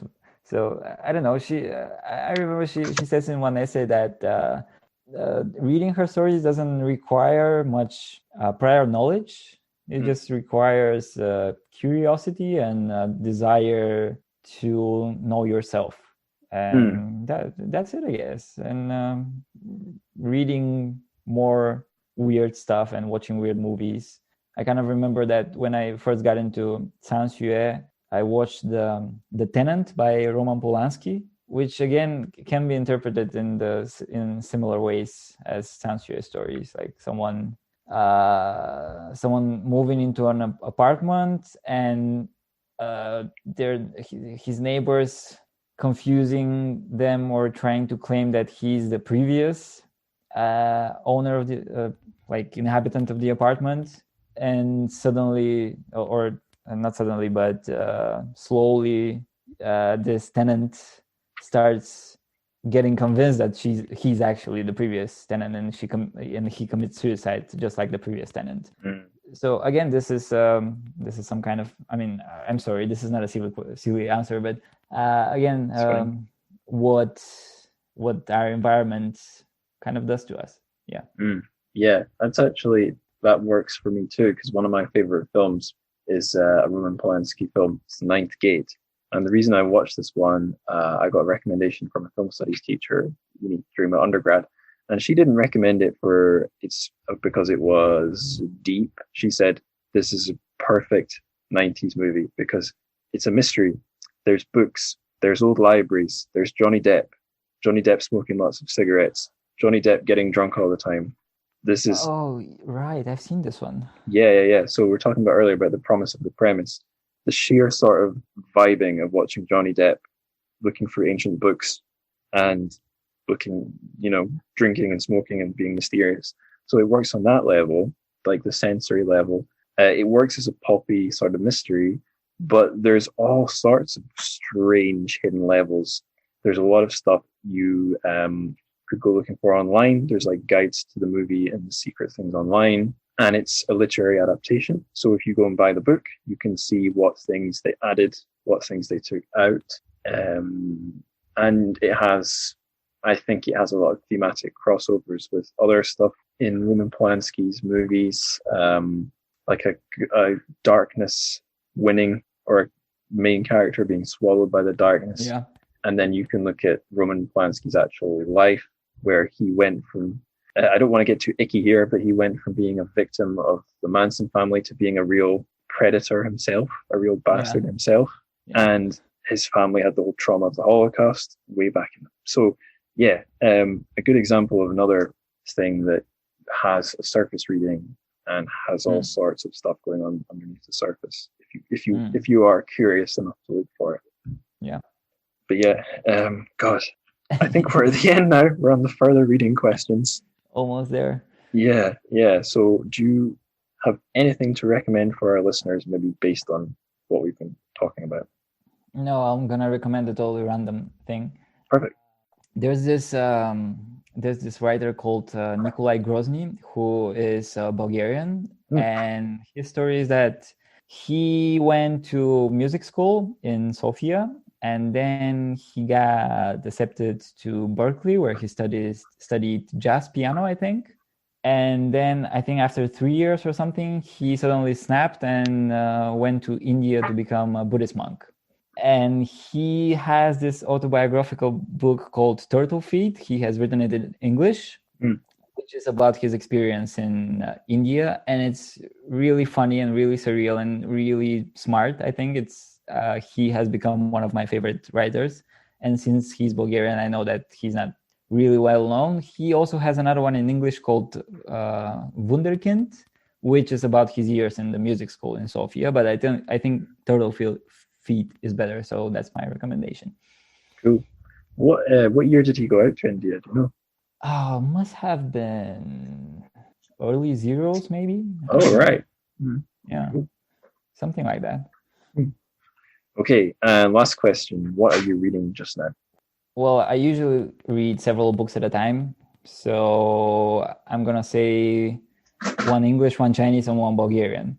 The English one is High Culture Fever by Jing Wang, which is this non-fiction book about the cultural debates in China in the 80s, which were really, really interesting times, the 80s. And I think Jing Wang does a really, really good job digging into it and analyzing it. So it's not only a presentation of what was going on. She offers a very interesting point of view, and her analysis, I think it's really good. It was published in the 90s. It was written in the 90s, and I think it was recently republished. So there should be a new edition that has come out. I don't know the publishing house, but I really recommend it. And besides that, Jing Wang has an anthology of Chinese avant-garde fiction. So she's also a translator. So I haven't read that one, but it's interesting to read it as well. But High Culture Fever is a really good one, and I recommend it. I'm still reading it. It's kind of intense, so it's taking me a while. The Chinese one I'm reading is I mentioned a few times the writer Ma Yuan, who was part of the avant-garde movement in the 80s. He was kind of the guy who introduced metafiction into the Chinese literature scene back then. And since then, he has not written so much fiction, and he has become a university teacher of literature and creative writing, I think. So I'm reading his book of literature lectures, in which he, in his very casual way, talks about literature and literary history and the 80s, avant-garde, different writers he likes, movies as well. It's called Mima, which would be the cult of fiction, something like that. The one I'm reading in Bulgarian is a book by a Polish writer who's called Witold Gombrowicz, something like that. His novel is called Cosmos, and I think it's been translated into English as well. And it's a really weird psychological tale in which nothing really happens. There are these characters that pay attention to these really, really insignificant things, but in their eyes and their minds, they become so significant, and there are pages and pages of analyzing these little things. It reminds me a lot of another Polish writer that I've read, Bruno Schutz, which I like better than Witold Gombrowicz, but his one is fun as well. So these are 3 of the books I'm reading right now. Excellent. Well, I think on that note, it's time for me to say thank you so much for coming on the show. Thank you for breaking my brain. I hope I didn't break your brain beyond repair. I think I'll be all right by tomorrow morning. Yeah, we'll see. Yeah. But thank you as well. Thank you for having me on the show, and thank you for the conversation. Sorry it was a little too wordy. No, that's good. I think the listeners like that. Well, I hope you made it out of that extra long interview with your brain intact. I know that mine tried to make an escape out my ear a few times, but it didn't in the end. It was a fab chat with Stefan. Just fab. So, just the plugs left now. If you'd like to give any feedback on anything you've heard in this episode or any other episode, your feedback's extremely welcome. Also, if you'd like to be a guest on the show, please don't be shy. I'd love to hear from anyone. You do not need to be an expert. You just need to be a reader. And you could be a highly trained reader or a novice. It doesn't particularly matter. This is not an elitist podcast. Absolutely not. So yeah, social media where you can get in touch. There's a few places, to be honest. Here's the best ones. There's Discord. So the show has a Discord server. There'll be a link to join that in the show notes. Instagram is pretty good too. The show has its own dedicated Instagram account at TrChFic, TrChFic. For Twitter, I just use my own Twitter profile for the show, so that's at Angus Likes Words. I have a Facebook. You can reach me on that. The show has a Facebook, or you could stalk me and find my own. There's quite a few different ways if you're really determined to get in touch, but I recommend those 3 social media platforms. Other ways you can reach out to the show, i.e. with your wallet.